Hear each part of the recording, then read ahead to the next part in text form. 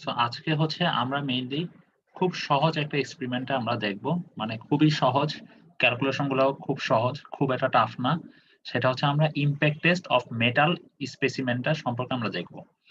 তো আমরা এই টেস্টের জন্য এই যে এরকম একটা মেশিন ইউজ করব। এই মেশিনটা আ আসলে ল্যাবে দেখতেও এরকম। এখানে যেটা হবে মেশিনটা অনেকটা পেন্ডুলামের মতো। আমরা এখানে স্পেসিমেনটাকে বসাবো। এরপরে হচ্ছে এই যে এই মেশিনটাকে এখানে আমরা ছেড়ে দিব। এরপরে এই অংশটা এসে এখানে সজোরে হিট করবে এই স্পেসিমেনটাকে। হিট করে এটা এভাবে দুলতে থাকবে। ঠিক আছে? এরপরে আমাদের এখানে একটা ডিজিটাল একটা স্ক্রিন থাকবে। সেই স্ক্রিনে আমাদের ডিজিটাল রিডিং দেখাবে। আমাদের এখানে কোনো ম্যানুয়াল রিডিং নেওয়া লাগবে না। আমাদের এখানে একটা ডিজিটাল রিডিং দেখাবে। সো দ্যাট মিনস আমাদের একটা স্পেসিমেনের আমরা ইমপ্যাক্ট টেস্ট করব। এখানে মেইনলি কি কাজ করব? এই যে সজোরে আঘাত করে যে ভেঙে ফেলতেছে, ভেঙে ফেলে উম আ তো এই ম্যাটেরিয়ালটা এখানে যে আমরা স্পেসিমেনটা বসাচ্ছি, এই স্পেসিমেনের মানে ভেঙে যাওয়ার আগে সে আ কতটুকু পর্যন্ত লোড নিতে পারতেছে সেই জিনিসটাকে আমরা এখানে দেখব। ঠিক আছে? তার স্ট্রেংথ টা আমরা যাচাই করব। আচ্ছা। সো আমরা আমাদের অবজেক্টিভ এ চলে আসি। তো আমাদের অবজেক্টিভ এ কি বলা হয়েছে? আমরা যে ইমপ্যাক্ট টেস্ট এর যে মেশিনটা, এই যে একটু আগে যে মেশিনটা দেখতেছি, এই মেশিনটা আমরা সম্পর্কে এখানে জানতে পারবো। এই টেস্টে ইমপ্যাক্ট টেস্টিং মেশিন সম্পর্কে জানতে পারবো। আর কি? The evaluate the energy absorbing characteristics of metal materials. That means কি? দেখা যাবে যে আমরা যে ম্যাটেরিয়ালটা এখানে বসাবো, ঠিক আছে? আমরা যে ম্যাটেরিয়ালটা এখানে বসাবো সেই ম্যাটেরিয়ালটাকে যে আ এই যে পেন্ডুলার মতো অংশটা এসে যে আ হিট করবে, হিট করার পরে এখানে কতটুকু এনার্জি অ্যাবসর্ব করতে পারতেছে সেই মেটালটা ভেঙে যাওয়ার আগ পর্যন্ত সেই জিনিসটাও সম্পর্কে আমরা জানতে পারবো। এজন্যই বলা হয়েছে to evaluate the energy absorbing characteristics of metal materials at room temperature using the 4P ইজোট আর হচ্ছে টেনসাইল ইমপ্যাক্ট মেথড। আচ্ছা, এখানে হচ্ছে আমরা ৩ টা মেথডের কথা মেনশন করা। সো আমরা মেইনলি হচ্ছে আজকের টেস্টে আমরা হচ্ছে এই টেস্টটা কন্ডাক্ট করব শুধুমাত্র 4P আর ইজোট দিয়ে। ঠিক আছে? আর টেনসাইল ইমপ্যাক্ট টা সম্পর্কে আমি আপনাদের হালকা একটু ধারণা দিয়ে দিব। আর এখানে বলা হয়েছে কি এট রুম টেম্পারেচার। এখানে একটা টেম্পারেচার একটা ইফেক্ট থাকে। সো সেই জিনিসটাও আমি আপনাদের একটু পরে ডেসক্রাইব করতেছি। স্যার টেনসাইল কি তাহলে আমরা বাদ দিয়ে দিব? টেনসাইল হ্যাঁ, টেনসাইল হচ্ছে আপনাদের ল্যাব রিপোর্টে করা লাগবে না। বাট টেনসাইল সম্পর্কে আমি আপনাদের কিভাবে কন্ডাক্ট করা হয় সেই জিনিসটাও আমি আপনাদেরকে বলতেছি এখানে। ঠিক আছে? একটু বলে দিব। ঠিক আছে? আর ফাইনালি যেই অবজেক্টিভটা আমরা ফুলফিল করব, এই যে আমাদের যে স্পেসিমেনটা আমরা এখানে যেই স্পেসিমেনটা ইউস করতেছি, সেই স্পেসিমেনটা কি সজোরে হিট করার পরে কি হচ্ছে? সেই জিনিসটা ভেঙে যাচ্ছে না।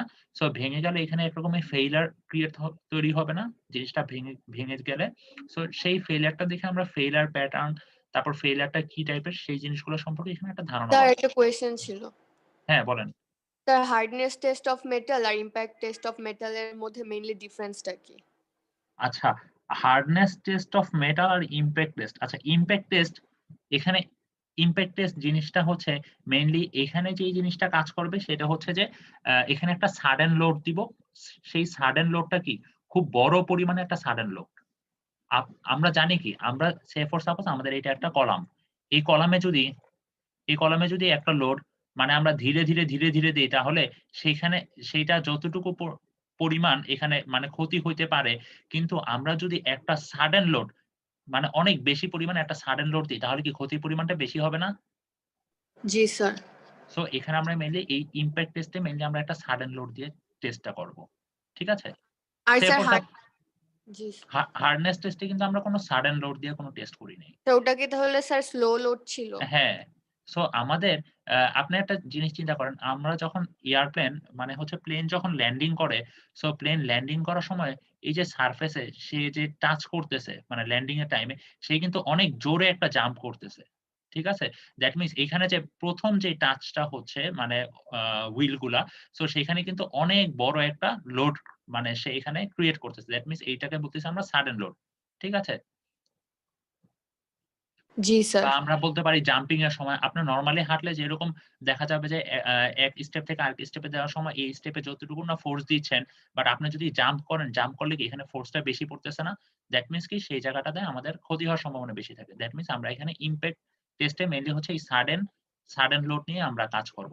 রিসেন্ট সময়ে এই জিনিসটা নিয়ে অনেক রিসার্চ হচ্ছে। ইভেন আমাদের এখানকার একজন সিনিয়র ভাইয়া ছিলেন। তো উনি হচ্ছে আপনাদেরই অ্যালুমনি। তো উনি হচ্ছে অস্ট্রেলিয়াতে এখন মানে ভার্সিটিতে আছেন। কুইন্সল্যান্ড ইউনিভার্সিটিতে। তো উনি এই ইমপ্যাক্ট টেস্ট মানে উনি হচ্ছে মেইনলি ইমপ্যাক্ট টেস্ট নিয়ে কাজ করতেছেন রিসেন্টলি, পিএইচডি করতেছেন। সো ইমপ্যাক্ট টেস্ট উনি যেই কাজটা করতেছেন সেটা হচ্ছে দেখা যায় যে বিদেশে যেটা করা হয় কার পার্কিং লট মানে আমাদের যেমন বিল্ডিং এরকম বিল্ডিং এই মানে প্রত্যেক ফ্লোরে কার পার্কিং করা হয়। সো এরকম কার পার্কিং লট গুলোতে ওরা ইমপ্যাক্ট টেস্ট করতেছে। সে ফর সাপোজ কোন একটা কলামের উপরে কার এসে হঠাৎ করে একটা লোড পড়লো সেটা অ্যাক্সিডেন্টাল লোড। সো সেই লোডের জন্য আমার এই কলামটা মানে এই কলামটাকে আমরা কিরকম মডিফিকেশন আনতে পারি যাতে আমার এই অ্যাক্সিডেন্টাল লোডেও এই কলামটা যাতে ভেঙে না যায়। ঠিক আছে? আর কিছু জানার আছে ইমপ্যাক্ট টেস্ট নিয়ে? না স্যার। আচ্ছা ঠিক আছে। সো এখন আমরা হচ্ছে আমাদের রেফারেন্স আচ্ছা আগের টেস্ট গুলার মতো এখানেও স্যার সেম আরেকটা কোশ্চেন হ্যাঁ, ছিল। হ্যাঁ, আমরা বলেন। যে স্যার স্পেসিমেনটা ইউজ করব সেটা কি আমরা বানাবো নাকি স্যার এমনি রেডিমেড থাকবে? না স্পেসিমেনটা আপনাদেরকে দিয়ে দেওয়া হবে। ঠিক আছে? সে ফর সাপোজ আপনাদেরকে এখানে কাস্ট আয়রন দেওয়া হবে আগের মতোই। তারপর অ্যালুমিনিয়াম, ব্রাশ মানে আগে যে স্পেসিমেন গুলো ইউজ করছি অলমোস্ট সেম স্পেসিমেন গুলো। ঠিক আছে? বুঝা গেছে? জি স্যার। আচ্ছা আমরা এখন হচ্ছে ASTM এর রেফারেন্স ইউজ করব। ASTM এর ফুল মিনিংটা কি আমরা জানি? আমেরিকান স্ট্যান্ডার্ড স্যার বাকিটুকু ভুলে গিয়েছি। The American standards for testing and আচ্ছা এটা হচ্ছে আপনাদের এটা ভুল বলতেছেন সেটা হচ্ছে American society of testing machine. society আমরা of testing. হ্যাঁ, আমরা হচ্ছে মেইনলি ASTM দিয়ে হচ্ছে আমরা এখানে টেস্টটা করব। আমরা কিন্তু প্রত্যেকটা জিনিসই কিন্তু আমরা রেফারেন্স ফলো করতেছি ASTM, ঠিক আছে? সো এখন হচ্ছে আমাদের এই টেস্টের আসলে সিগনিফিকেন্স কি? খুবই সিম্পল এই টেস্টে আমরা কি হচ্ছে এই যে একটা ম্যাটেরিয়াল নিব সেই ম্যাটেরিয়ালের একটা ইমপ্যাক্ট বিহেভিয়ার সম্পর্কে জানতে পারি। সেই ম্যাটেরিয়ালটা আসলে একটা সাডেন লোডের সাথে সেই ম্যাটেরিয়ালটা কিরকম বিহেভ করে, কতটুকু সাডেন লোড সে অ্যাবজর্ব করতে পারতেছে। ঠিক আছে? কতটুকু ক্রস করলে সে আসলে ভেঙে যাচ্ছে। এই জিনিসগুলো সম্পর্কে আমরা ধারণা পাবো। তারপর কি টেস্টটা কিভাবে কন্ডাক্ট করা হচ্ছে সেই জিনিস সম্পর্কে ধারণা পাবো। তারপর ইমপ্যাক্ট টেস্টিং মেশিন আমরা যে এখানে যে মেশিনটা ইউজ করব সেই মেশিন সম্পর্কে কিছু আমাদের আইডেন্টিফিকেশন গুলো একটু ভালোভাবে জানতে হবে। আর হচ্ছে আমাদের ওয়ার্কিং প্রিন্সিপাল, ইমপ্যাক্ট স্পেসিমেন গুলা, তারপর হচ্ছে ফেইলিউর প্যাটার্ন। ফাইনালি হচ্ছে আমরা ফেইলিউর প্যাটার্ন। আমরা কিন্তু দেখেন আমাদের এই ম্যাটেরিয়ালের প্রত্যেকটা মানে হচ্ছে টেস্টে কিন্তু আমরা কিন্তু একটা ফেইলিউর প্যাটার্ন নিয়ে কিন্তু মানে দেখতেছি যে ফেইলিউর একেকটা মানে হচ্ছে আ অ্যা মানে একেকটা ম্যাটেরিয়ালের জন্য একেক রকমের ফেইলিউর প্যাটার্ন, একেকটা লোডের জন্য, ঠিক আছে? এখানে অনেকগুলো ফ্যাক্টর কাজ করে। সো আমরা এখানে হচ্ছে ফেইলিউর প্যাটার্ন গুলাও জাস্টিফাই করব যে কোনটার কোন রকম ফেইলিউর হয়েছে। আচ্ছা, এখন হচ্ছে অ্যাপারেটাস আর মেশিন। একদম নরমাল হচ্ছে আমরা আগের মতো এখানে হচ্ছে ডিজিটাল পেন্ডুলাম হচ্ছে ইমপ্যাক্ট টেস্টিং মেশিন ইউজ করতেছি। এখানে পেন্ডুলাম কেন বলা হয়েছে জানেন? না স্যার জানি না থেকে স্যার। যায় ওইখানে হয়তো আবার আসে। আচ্ছা পেন্ডুলাম জিনিসটা কি বলেন তো? আপনারা কি এর আগে পেন্ডুলাম পড়ছিলেন? একটা ব্যবহার করছিলাম স্যার মনে হয় ফিজিক্সে। কিরকম পড়ছিলেন পেন্ডুলাম? আমরা ফিজিক্সে কিন্তু আগে পড়ে আসছি পেন্ডুলাম জিনিসটা স্যার কি। ওই রিজিডিটিভটা বের করছিলাম স্যার, পেন্ডুলামের যে তারটা থাকে ওটা। আচ্ছা আমরা কিন্তু পেন্ডুলাম জিনিসটা কিন্তু আমরা আগে জেনে আসছি। এটাকে পেন্ডুলাম বলা হচ্ছে কারণ কি? আমরা ওই যে পেন্ডুলাম জিনিসটা আমরা এর আগে টেস্ট করেছিলাম না কিছু মানে এটা ইন্টারমিডিয়েটও পড়েছিলাম। সে ফর সাপোজ আমার এখানে হচ্ছে আঙ্গুলে আমি সুতা বেঁধে এখানে একটা সে ফর সাপোজ একটা কয়েন বা কিছু একটা ঝুলিয়ে রেখেছি। এরপরে এটাকে এই সাইডে নিয়ে আমি এরপরে এটাকে ছেড়ে দিলাম। সো এটা কি এভাবে ঝুলতে থাকবে না। প্রত্যেকটা সময় পর এই যে এতটুকু যাওয়ার পরে কি সে আবার ডিরেকশন চেঞ্জ করবে, আবার এইদিকে যাবে, তাই না? সো এখানে দেখেন এটাকে আমরা হচ্ছে ডিজিটাল পেন্ডুলাম মেশিন বলতেছি কারণ এই এখানে ঠিক সেম প্রিন্সিপালি এই জিনিসটা কাজ করতেছে। এই যে এখানে যে হ্যামারটা থাকবে সেই হ্যামারটা কি করবে? সেই হ্যামারটা পেন্ডুলামের মতো এখানে ফ্রি ফল হবে। ফ্রি ফল হয়ে এই ম্যাটেরিয়ালটাকে আঘাত করবে, আঘাত করে আবার এদিকে চলে যাবে। এরপরে এটা অটোমেটিক্যালি এভাবে পেন্ডুলামের মতো প্রত্যেকটা মোমেন্টে তার ডিরেকশন চেঞ্জ করতে থাকবে। এরপরে কিছুক্ষণ পরে এখানে আমাদের যে মেশিনে যে স্ক্রিনটা থাকবে সেই স্ক্রিনটা থাকবে একটা ডিজিটাল স্ক্রিন অটোমেটিক্যালি রিডিং উঠে যাবে। এটা এখানে দেখানো হয়েছে এনালগ। বাট আমাদের ল্যাবে কিন্তু হচ্ছে ডিজিটালটা। সো এইজন্যই আমরা ডিজিটাল পেন্ডুলাম মেশিন বলতেছি। ঠিক আছে? স্যার এটার যদি একটু স্যার অ্যানিমেশন ভিডিও দেখান যেত তাইলে হ্যাঁ, বোধহয় আমার অবশ্যই দেখাবো। সুবিধা আমি হতো। তো এর আগের টেস্ট গুলো তো দেখিয়েছি। সো এটা কোনো আপনাদের মানে প্যানিক হওয়ার কিছু নাই। আমি প্রত্যেকটা জিনিসই দেখাবো। আচ্ছা, এরপরে হচ্ছে আমরা স্পেসিমেন। এখন হচ্ছে এই টেস্টের জন্য আপনাদের পরীক্ষায় এই জিনিসটা প্রায়ই আসে যে আমরা হচ্ছে ৩ টা টেস্ট করব। বলেছি কি? ইমপ্যাক্ট টেস্টের জন্য আমরা হচ্ছে 4P, ইজট আর হচ্ছে টেনশন, তাই না? তো এখন 4P কিসের জন্য করা হয়? 4P করা হয় সিম্পল বিম স্পেসিমেনের জন্য। আচ্ছা, এখন হচ্ছে সিম্পল বিম আসলে বলেন সিম্পলি সাপোর্টেড বলতে আমরা কি বুঝি? এখানে হচ্ছে আমরা সিম্পলি সাপোর্টেড দিয়ে কাজ করব। বলেন সিম্পলি সাপোর্টেড বিম বা এগুলো বলতে আমরা আসলে কি বুঝি?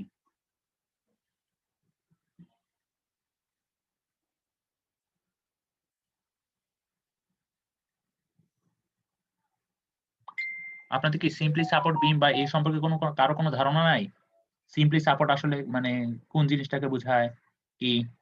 স্যার এক পাশে স্যার রোলার সাপোর্ট আর আরেক পাশে যদি হিম সাপোর্ট থাকে তাহলে সেটা সিম্পলি সাপোর্টেড বিম।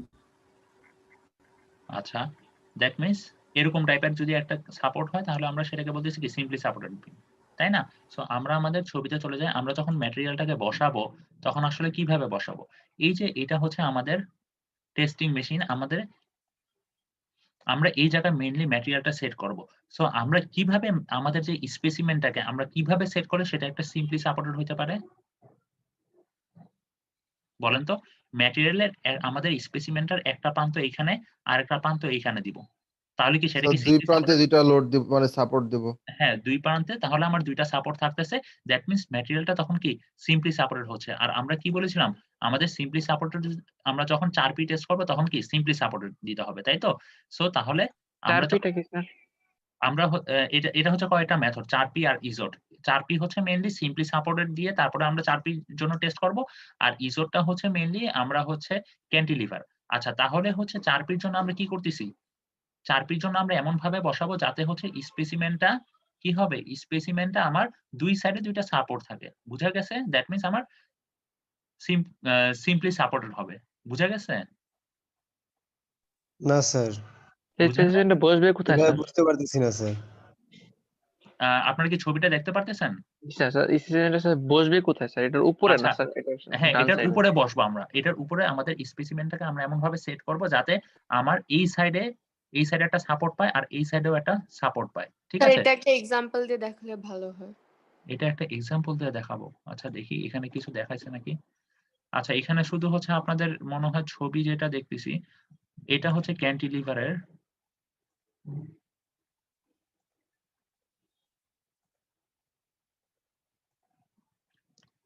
আমি যতটুকু দেখেছিলাম এই 4P র জন্য আপনাদের ছবিটা মেবি তোলা হয় নাই। ঠিক আছে? ক্যান্টিলিভারের ছবিগুলো ওরা দেখাইছে মেইনলি। আচ্ছা আমি আপনাদের তাহলে এখানে একটু ড্র করে দেখাই। দ্যাট মিনস আমাদের কি এই সাইডে একটা ছিল, জিনিসটা কিরকম ছিল দেখতে? যদি আমরা টপ ভিউ দেখি, এরকম ছিল না মেশিনের ২ সাইড দিয়ে ২ টা এরকম সাপোর্টের মতো ছিল না? সো এখন আমার কথা হচ্ছে যে আমরা স্পেসিমেনটা কিভাবে বসাবো? আমরা স্পেসিমেনটাকে এভাবে সেট করব। তাহলে কি আমার ২ সাইডে ২ টা সাপোর্ট পাচ্ছে। আর আমরা হিট যে করব আমাদের হিটটা দেখা যাবে যে এইখান থেকে হিটটা আসতেছে ইমপ্যাক্ট লোডিং। বুঝা গেছে? তাহলে তো স্যার এটা ওই জি দুইটা স্যার। পড়ে না, এটা তো মাঝখানে বসলো স্যার। হ্যাঁ, কিভাবে হ্যাঁ, এটা তো মাঝখানেই বসতেছে। ২ সাইড দিয়ে হচ্ছে কি ২ সাইড দিয়ে আমার সাপোর্ট থাকতেছে। এই যে আমরা ছবিতে চলে যাই, এখানে হচ্ছে ওরকম ভাবে দেখায় নাই আপনাদের ছবিটাতে। আ কোথায়? এই যে দেখেন। আমার এই সাইডেও একটা সাপোর্ট পাবে, এই সাইডেও একটা সাপোর্ট পাবে। দ্যাট মিনস আমরা এজ স্পেসিমেনটাকে গুলাকে সাপোর্ট বলতেছে দেন। হ্যাঁ, সরি। তাই এখানে যে এজ গুলো তাহলে আমি ওটাকে সাপোর্ট হ্যাঁ, বলবো। হ্যাঁ, এই ২ সাইডের এজ গুলাকে আমরা সাপোর্ট হিসেবে ইউজ করব। সো দ্যাট মিনস আমরা তখন জিনিসটাকে এইভাবে সেট করব। আমার মাউসটা যেভাবে মানে মুভমেন্ট করাচ্ছে ঠিক সেইভাবে। ঠিক আছে? বুঝা গেছে বিষয়টা? স্যার ড্র করে দিলে ভালো হতো। আচ্ছা এখানে তো ড্র করা যাচ্ছে না। আচ্ছা, বুঝা গেছে? জি সেটার মানে স্যার ভিতরে বুঝতে পারছি। বলবেন, যে ইয়াটার ভিতরে। হ্যাঁ, এবার বুঝা গেছে কিভাবে আমরা বসাবো জিনিসটাকে? আর আমাদের যে হিট হবে স্যার কিভাবে? বুঝা গেছে? স্যার আমরা কি স্যার এইটার উপরে কি স্যার মানে জিনিস বসাবো? হ্যাঁ, এখানে বসাবো। ঠিক আছে? আর আমরা যখন ক্যান্টিলিভার করব, ক্যান্টিলিভারটা কিসের জন্য করি বলেন? আমরা যখন ক্যান্টিলিভার করব, তখন অ্যাকচুয়ালি কিভাবে করব বলেন তো? স্যার এক পাশে ফিক্স সাপোর্ট থাকবে আরেক পাশে কোনো সাপোর্ট থাকবে না। হ্যাঁ, এক পাশে ফিক্সড সাপোর্ট থাকবে, আরেক পাশে কোনো সাপোর্ট থাকবে না। এই যে দেখেন এখানে যেটা করা হইছে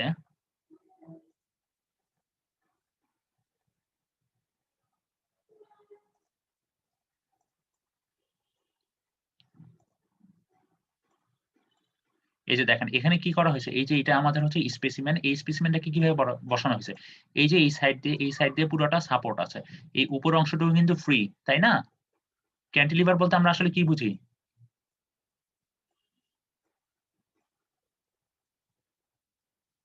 এরকম না জিনিসটা? দ্যাট মিন্স কি আমার একটা সাইডে সাপোর্ট থাকতেছে, তাই না? জি স্যার। তার মানে কি এখানে হচ্ছে যেটা করা হচ্ছে, এখানে নিচের সাইডে আমার সাপোর্ট দেওয়া হয়েছে, জিনিসটাকে আটকে রাখা হয়েছে, আর এই সাইডে কি পুরাটা ফ্রি। সো আমাদের লোড এইখান থেকে দিব, দেওয়ার পরে আমরা হচ্ছে ফ্র্যাকচার কিভাবে হচ্ছে সেই জিনিসটা দেখবো, ঠিক আছে? স্যার দেন প্যারালাল করে দিলে স্যার ওটা সিম্পল, আর স্যার পারপেন্ডিকুলার দিলে ওটা ক্যান্টি। হ্যাঁ, ওটা হচ্ছে ক্যান্টিলিভার এখানে, ঠিক আছে? আচ্ছা, এখন হচ্ছে আরেকটা বিষয় আমাদের একটু খেয়াল রাখবো। এখানে দেখেন আমরা যখন ক্যান্টিলিভারই বসাচ্ছি তখন এখানে একরকম আমরা হচ্ছে নচ দিচ্ছি। আমরা সে ফর সাপোজ স্পেসিমেন যেগুলো ইউজ করতেছি, আমি আপনাদের আরো কয়েকটা ছবি দেখাই, তাহলে আপনাদের জন্য ভালো হবে, বুঝতে পারবেন।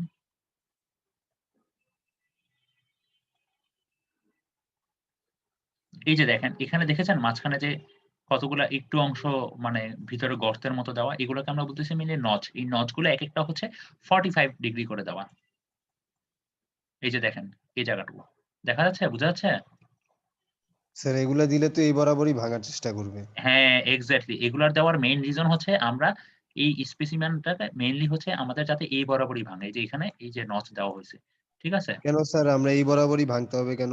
আচ্ছা, আপনি যদি এই তাহলে বরাবর ইমপ্যাক্টটা বুঝবো কিভাবে স্যার? আচ্ছা, আমরা হচ্ছে চাচ্ছি এই বরাবর ভাঙতে, কারণ হচ্ছে কি আমরা যদি এই বরাবর না দেই দেখা যাচ্ছে কি আমরা লোড দিচ্ছি এখানে, ঠিক আছে? আমরা লোড দিচ্ছি এই যে এই পয়েন্ট বরাবর দিচ্ছি, কিন্তু ম্যাটেরিয়ালটা তখন কি হবে? তখন হচ্ছে ম্যাটেরিয়ালটা যদি আমরা এই দিক দিয়ে নচ না দিই, ম্যাটেরিয়ালটা তখন আমরা জানি কি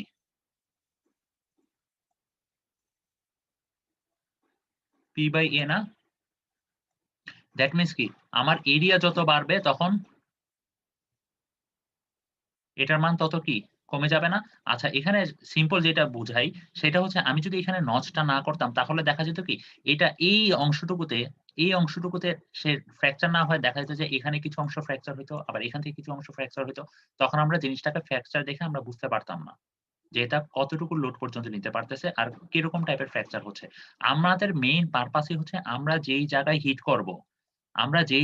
করব সেই জায়গাতেই আমরা হচ্ছে চাচ্ছি যে কতটুকু ইমপ্যাক্ট লোড নিতে পারছে। এইজন্যই আমরা চাচ্ছি আমাদের ফ্র্যাকচারটা এই অংশেই হয়, যাতে অন্য কোনো অংশে ফ্র্যাকচার না হয়। স্যার তাহলে আমাদের লোডের পরিমাণটা যতটা আমাদের পাওয়া উচিত ছিল তার থেকে কিছুটা কম হবে না? না, এখানে হচ্ছে আমরা যেটা পাবো আমরা যেহেতু আমরা হচ্ছে এটাকে নষ্ট করে দিতেছি। এখানে হচ্ছে যেটা পাবো এই জায়গাটার জন্য আপনার হচ্ছে যে আমরা যে লোডটা দিব, লোড বলতে হচ্ছে মানে এই লোডটা দেওয়ার পরে এই ম্যাটেরিয়ালটা কতটুকু লোড অ্যাবজর্ব করতে পারতেছে বিফোর ফ্র্যাকচার, সেই ভ্যালুটাই আমরা মেইনলি পাবো। আমরা কিন্তু এক্সটার্নাল কোনো এক্সট্রা লোড দিচ্ছি না। আমরা যে হ্যামারটা সেট করতেছি সেই হ্যামারটাকে আমরা হচ্ছে কি মেশিনের সাহায্যে 160 ডিগ্রি কোণ তৈরি করে আমরা উপরে উঠাবো। উপরে উঠে সেই হ্যামারটা ফ্রি ফল হবো। ফ্রি ফল হয়ে দেন এখানে হিট করবে। এই হিট করে প্রত্যেকটা ম্যাটেরিয়ালে মানে একটা এখানে লিমিট আছে এই আমাদের যে টেস্টিং মেশিন। সো দেখা যাবে যে প্রত্যেকটা ম্যাটেরিয়ালই ভেঙে যাবে। ভেঙে যাওয়ার আগ পর্যন্ত সে কতটুকু লোড নিতে পারতেছে। আমরা যে রিডিংটা পাবো মেশিন থেকে সেটা হচ্ছে সেই ম্যাটেরিয়ালটা কতটুকু লোড নিতে পারতেছে সেইটার রিডিংটা পাবো। দ্যাট মিনস সেই ম্যাটেরিয়ালের টাফনেসটা আমরা পাচ্ছি। মানে কতটুকু সে লোড অ্যাবজর্ব করতে পারতেছে ভেঙে যাওয়ার আগ মুহূর্ত পর্যন্ত। বুঝা যাচ্ছে বিষয়টা? জি স্যার। আচ্ছা, জটিল জটিল লাগতেছে স্যার। না খুব বেশি জটিল না, জিনিসগুলো আসলেই খুব সিম্পল। আজকের টেস্টটা আপনাদের ক্যালকুলেশন বলেন বাকি যা অংশ বলেন সেই জিনিসগুলো সবগুলো আসলেই খুবই সিম্পল, ঠিক আছে? সো আমরা তাহলে সিম্পল হলেও তো স্যার অনেক কষ্ট হয়ে যায় স্যার ল্যাব রিপোর্ট করতে।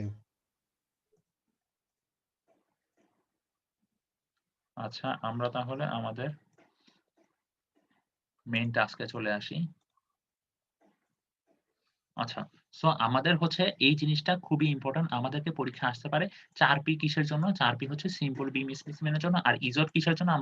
আমাদেরকে জিজ্ঞাসা করা হবে যে আমি এখন ক্যান্টিলিভার বসাইছি, কিন্তু আমি মানে স্পেসিমেনটা কি টেস্ট করব? এখন হচ্ছে ইজোট দিয়ে। আর 4P কিসের জন্য? আমার হচ্ছে সিম্পল বিম স্পেসিমেনের জন্য। এই দুটো জিনিস খুবই ইম্পর্টেন্ট, পরীক্ষায় আসতে পারে। আপনাদের সিপি তেও হয়তোবা জিজ্ঞাসা করা হইতে পারে। ঠিক আছে? এরপরে হচ্ছে আমরা এই যে ইমপ্যাক্ট টেস্ট, মানে হচ্ছে আমরা যে ইমপ্যাক্ট টেস্ট করবো, আসলে ইমপ্যাক্ট টেস্ট জিনিসটা কি, তারপর টাফনেস, আমি আপনাদের একটু আগে একটা ওয়ার্ড বললাম সেটা হচ্ছে টাফনেস, এই জিনিসগুলো কি সেই জিনিসগুলোর সাথে আমরা একটু পরিচিত হয়ে নিই। আচ্ছা, an impact test normally determines the energy absorbed in fracturing a test piece under high speed loading. কি বোঝাচ্ছে জিনিসটা, আমি একটু আগে আপনাদেরকে ডেসক্রাইব করেছি। আর একটা মনে করেন সাডেন হাই স্পিড লোডিং দিচ্ছি, ঠিক আছে, সে ফর সাপোজ আমি এই ম্যাটেরিয়ালটাকে একটা সাডেন হাই স্পিড লোডিং দিচ্ছি, এই সাডেন হাই স্পিড লোডিং এর ফলে এই ম্যাটেরিয়ালটা আমার ফ্র্যাকচার হওয়ার পূর্বে কতটুকু এনার্জি অ্যাবজর্ব করতেছে সেটাই কি মেনলি, সেটাই মেনলি হচ্ছে একটা impact test, and impact test, ঠিক আছে, সেটা দিয়েই আমরা ডিটারমাইন করতেছি একটা ইমপ্যাক্ট টেস্ট। আচ্ছা, আপনারা আমাকে একটা কোশ্চেন করেন নাই, সেটা হচ্ছে টেনসাইল ইমপ্যাক্ট স্পেসিমেন যখন আমরা বের করব তখন আমরা স্পেসিমেনটাকে কিভাবে বসাবো, এই জিনিসটা আপনারা আমাকে জিজ্ঞাসা করেন না, এই জিনিসটা কিন্তু একটা খুব ইম্পর্টেন্ট জিনিস। আমরা কি দেখতেছি, আমরা টেনসাইলের ব্যাপারে তো স্যার আপনি বলছিলেন বলবেন এই পরে আর কি মানে ব্রিফলি বলে দিবেন আর কি বলছিলেন আচ্ছা, স্যার। টেনসাইল বলতে আমরা কি বুঝি, সে ফর সাপোজ এই স্পেসিমেনটা এরকম সাইজ, এই স্পেসিমেনের উপর আমরা টেনশন দিচ্ছি, মানে কি জিনিসটা কিরকম আসবে,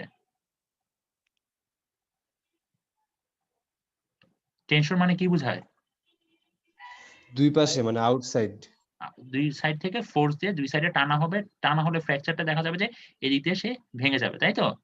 জি স্যার। আচ্ছা, এটাই হচ্ছে মেইনলি টেনশনের কাজ। আচ্ছা, এখন আমার কথা হচ্ছে এই ম্যাটেরিয়ালের জন্য টেনশনটা কিভাবে হবে। আচ্ছা, এখানে যেটা করা হয় টেনশনের জন্য, আমরা যে হ্যামারটা দেখতেছি না, আমাদের হ্যামার কোনটা ছিল, এই যে এটা, এখানে একটা হ্যামার। সো এই হ্যামারটা দিয়ে যখন আমরা হিট করব, আপনাদের এখানেই দেখাই, আমাদের ম্যাটেরিয়ালটা সে ফর সাপোজ আমরা এখানে সেট করেছি, ঠিক আছে।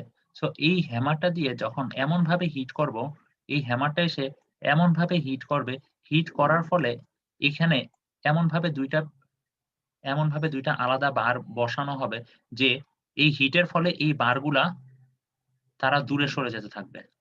দ্যাট মিন্স আমার স্পেসিমেনটা কি, স্পেসিমেনের দুই সাইড দিয়ে একটা টান কাজ করবে, দ্যাট মিন্স একটা টেনশন কাজ করবে। টেনশন কাজ করলে কি হবে, আমার যে স্পেসিমেনটা আছে সেই স্পেসিমেনটা দেখা যাবে যে মাঝখান থেকে যে বরাবর নচ থাকবে সেই বরাবর সে ছিঁড়ে যাবে, ফ্র্যাকচার হয়ে যাবে, ঠিক আছে। স্যার এটা তো টেনসাইল স্ট্রেংথের জন্য। হ্যাঁ, এটা হচ্ছে টেনসাইল ইমপ্যাক্ট যখন আমরা বের করব। আচ্ছা, এরপর হচ্ছে তাহলে আমরা ইমপ্যাক্ট টেস্ট কি জিনিস সেটা আমরা সবাই বুঝছি। ইমপ্যাক্ট টেস্ট আসলে কি জিনিস, এখানে হচ্ছে সবথেকে ইম্পর্টেন্ট বিষয় কি, ইমপ্যাক্ট টেস্ট মানে হচ্ছে আমরা এখানে মেইনলি হচ্ছে একটা হাই স্পিড লোডিং দিব, ঠিক আছে। মানে হচ্ছে এই যে হাই স্পিড লোডিং সেটা খুবই অল্প সময়ের জন্য, মানে অল্প সময়ের জন্য হঠাৎ করে একটা সাডেন লোড আসবে, ঠিক আছে। সো একটা হাই স্পিড লোডিং দিব, হাই স্পিড লোডিং দিয়ে সেই টেস্ট যে স্পেসিমেনটা আছে সেই স্পেসিমেনটা এই হাই স্পিড লোডিং এর জন্য কতটুকু এনার্জি অ্যাবজর্ব করতে পারতেছে বিফোর ফ্র্যাকচার, ঠিক আছে, সেটাই হচ্ছে আমরা মেইনলি হচ্ছে ইমপ্যাক্ট টেস্ট দিয়ে ডিটারমাইন করব। আর এই ফ্র্যাকচার হয়ে গেলে কি স্যার এই টেস্টটা কি শেষ? হ্যাঁ, ফ্র্যাকচার হলে তো টেস্ট শেষ। আমরা এখানে মেইনলি ডিটারমাইন করতেছি ফ্র্যাকচার হওয়ার আগ পর্যন্ত সে কতটুকু ভ্যালু নিতে পারতেছে। আমাদের যে ডিজিটাল পেন্ডুলাম যে মেশিনটা থাকবে সেই মেশিনে যে ভ্যালুটা শো করবে সেই ভ্যালুটা দেখাবে যে ফ্র্যাকচার হওয়ার আগ পর্যন্ত সে কতটুকু এনার্জি অ্যাবজর্ব করছে, ঠিক আছে। এখানে ম্যাটেরিয়াল গুলা ফ্র্যাকচারই হয়ে যাবে, কিন্তু ফ্র্যাকচার হওয়ার আগ মোমেন্ট পর্যন্ত কতটুকু এনার্জি অ্যাবজর্ব করছে সেই ভ্যালুটাই আমাদের ডিজিটাল মেশিনে শো করবে, ঠিক আছে, ঠিক আছে। জি স্যার। আচ্ছা, এখন হচ্ছে আমরা হচ্ছে আরেকটা টার্মের সাথে পরিচিত হবো, সেটা হচ্ছে টাফনেস। টাফনেস জিনিসটা কি, toughness is often measured by impact testing rather than by the load deformation or stress strain curve. আচ্ছা, টাফনেস বলতে একটা ম্যাটেরিয়ালের কতটুকু স্ট্রেংথ সেই জিনিসটা মেইনলি হচ্ছে এখানে যাচাই করা হয়। এটা কিভাবে বোঝা যায়, সে ফর সাপোজ আমরা হচ্ছে এই যে ওরা বললো যে স্ট্রেস স্ট্রেন কার্ভ থেকে, এখানে ইমপ্যাক্ট টেস্টিং মেশিন থেকেও কিন্তু আমরা সেই ম্যাটেরিয়ালটা কতটুকু স্ট্রেংথ সেটা আমরা বলতে পারতেছি। একইভাবে আমরা কি এখানে বলেছি কি স্ট্রেস স্ট্রেন কার্ভ থেকেও বোঝা যায়। সে ফর সাপোজ এটা হচ্ছে আমাদের একটা স্ট্রেস স্ট্রেন কার্ভ,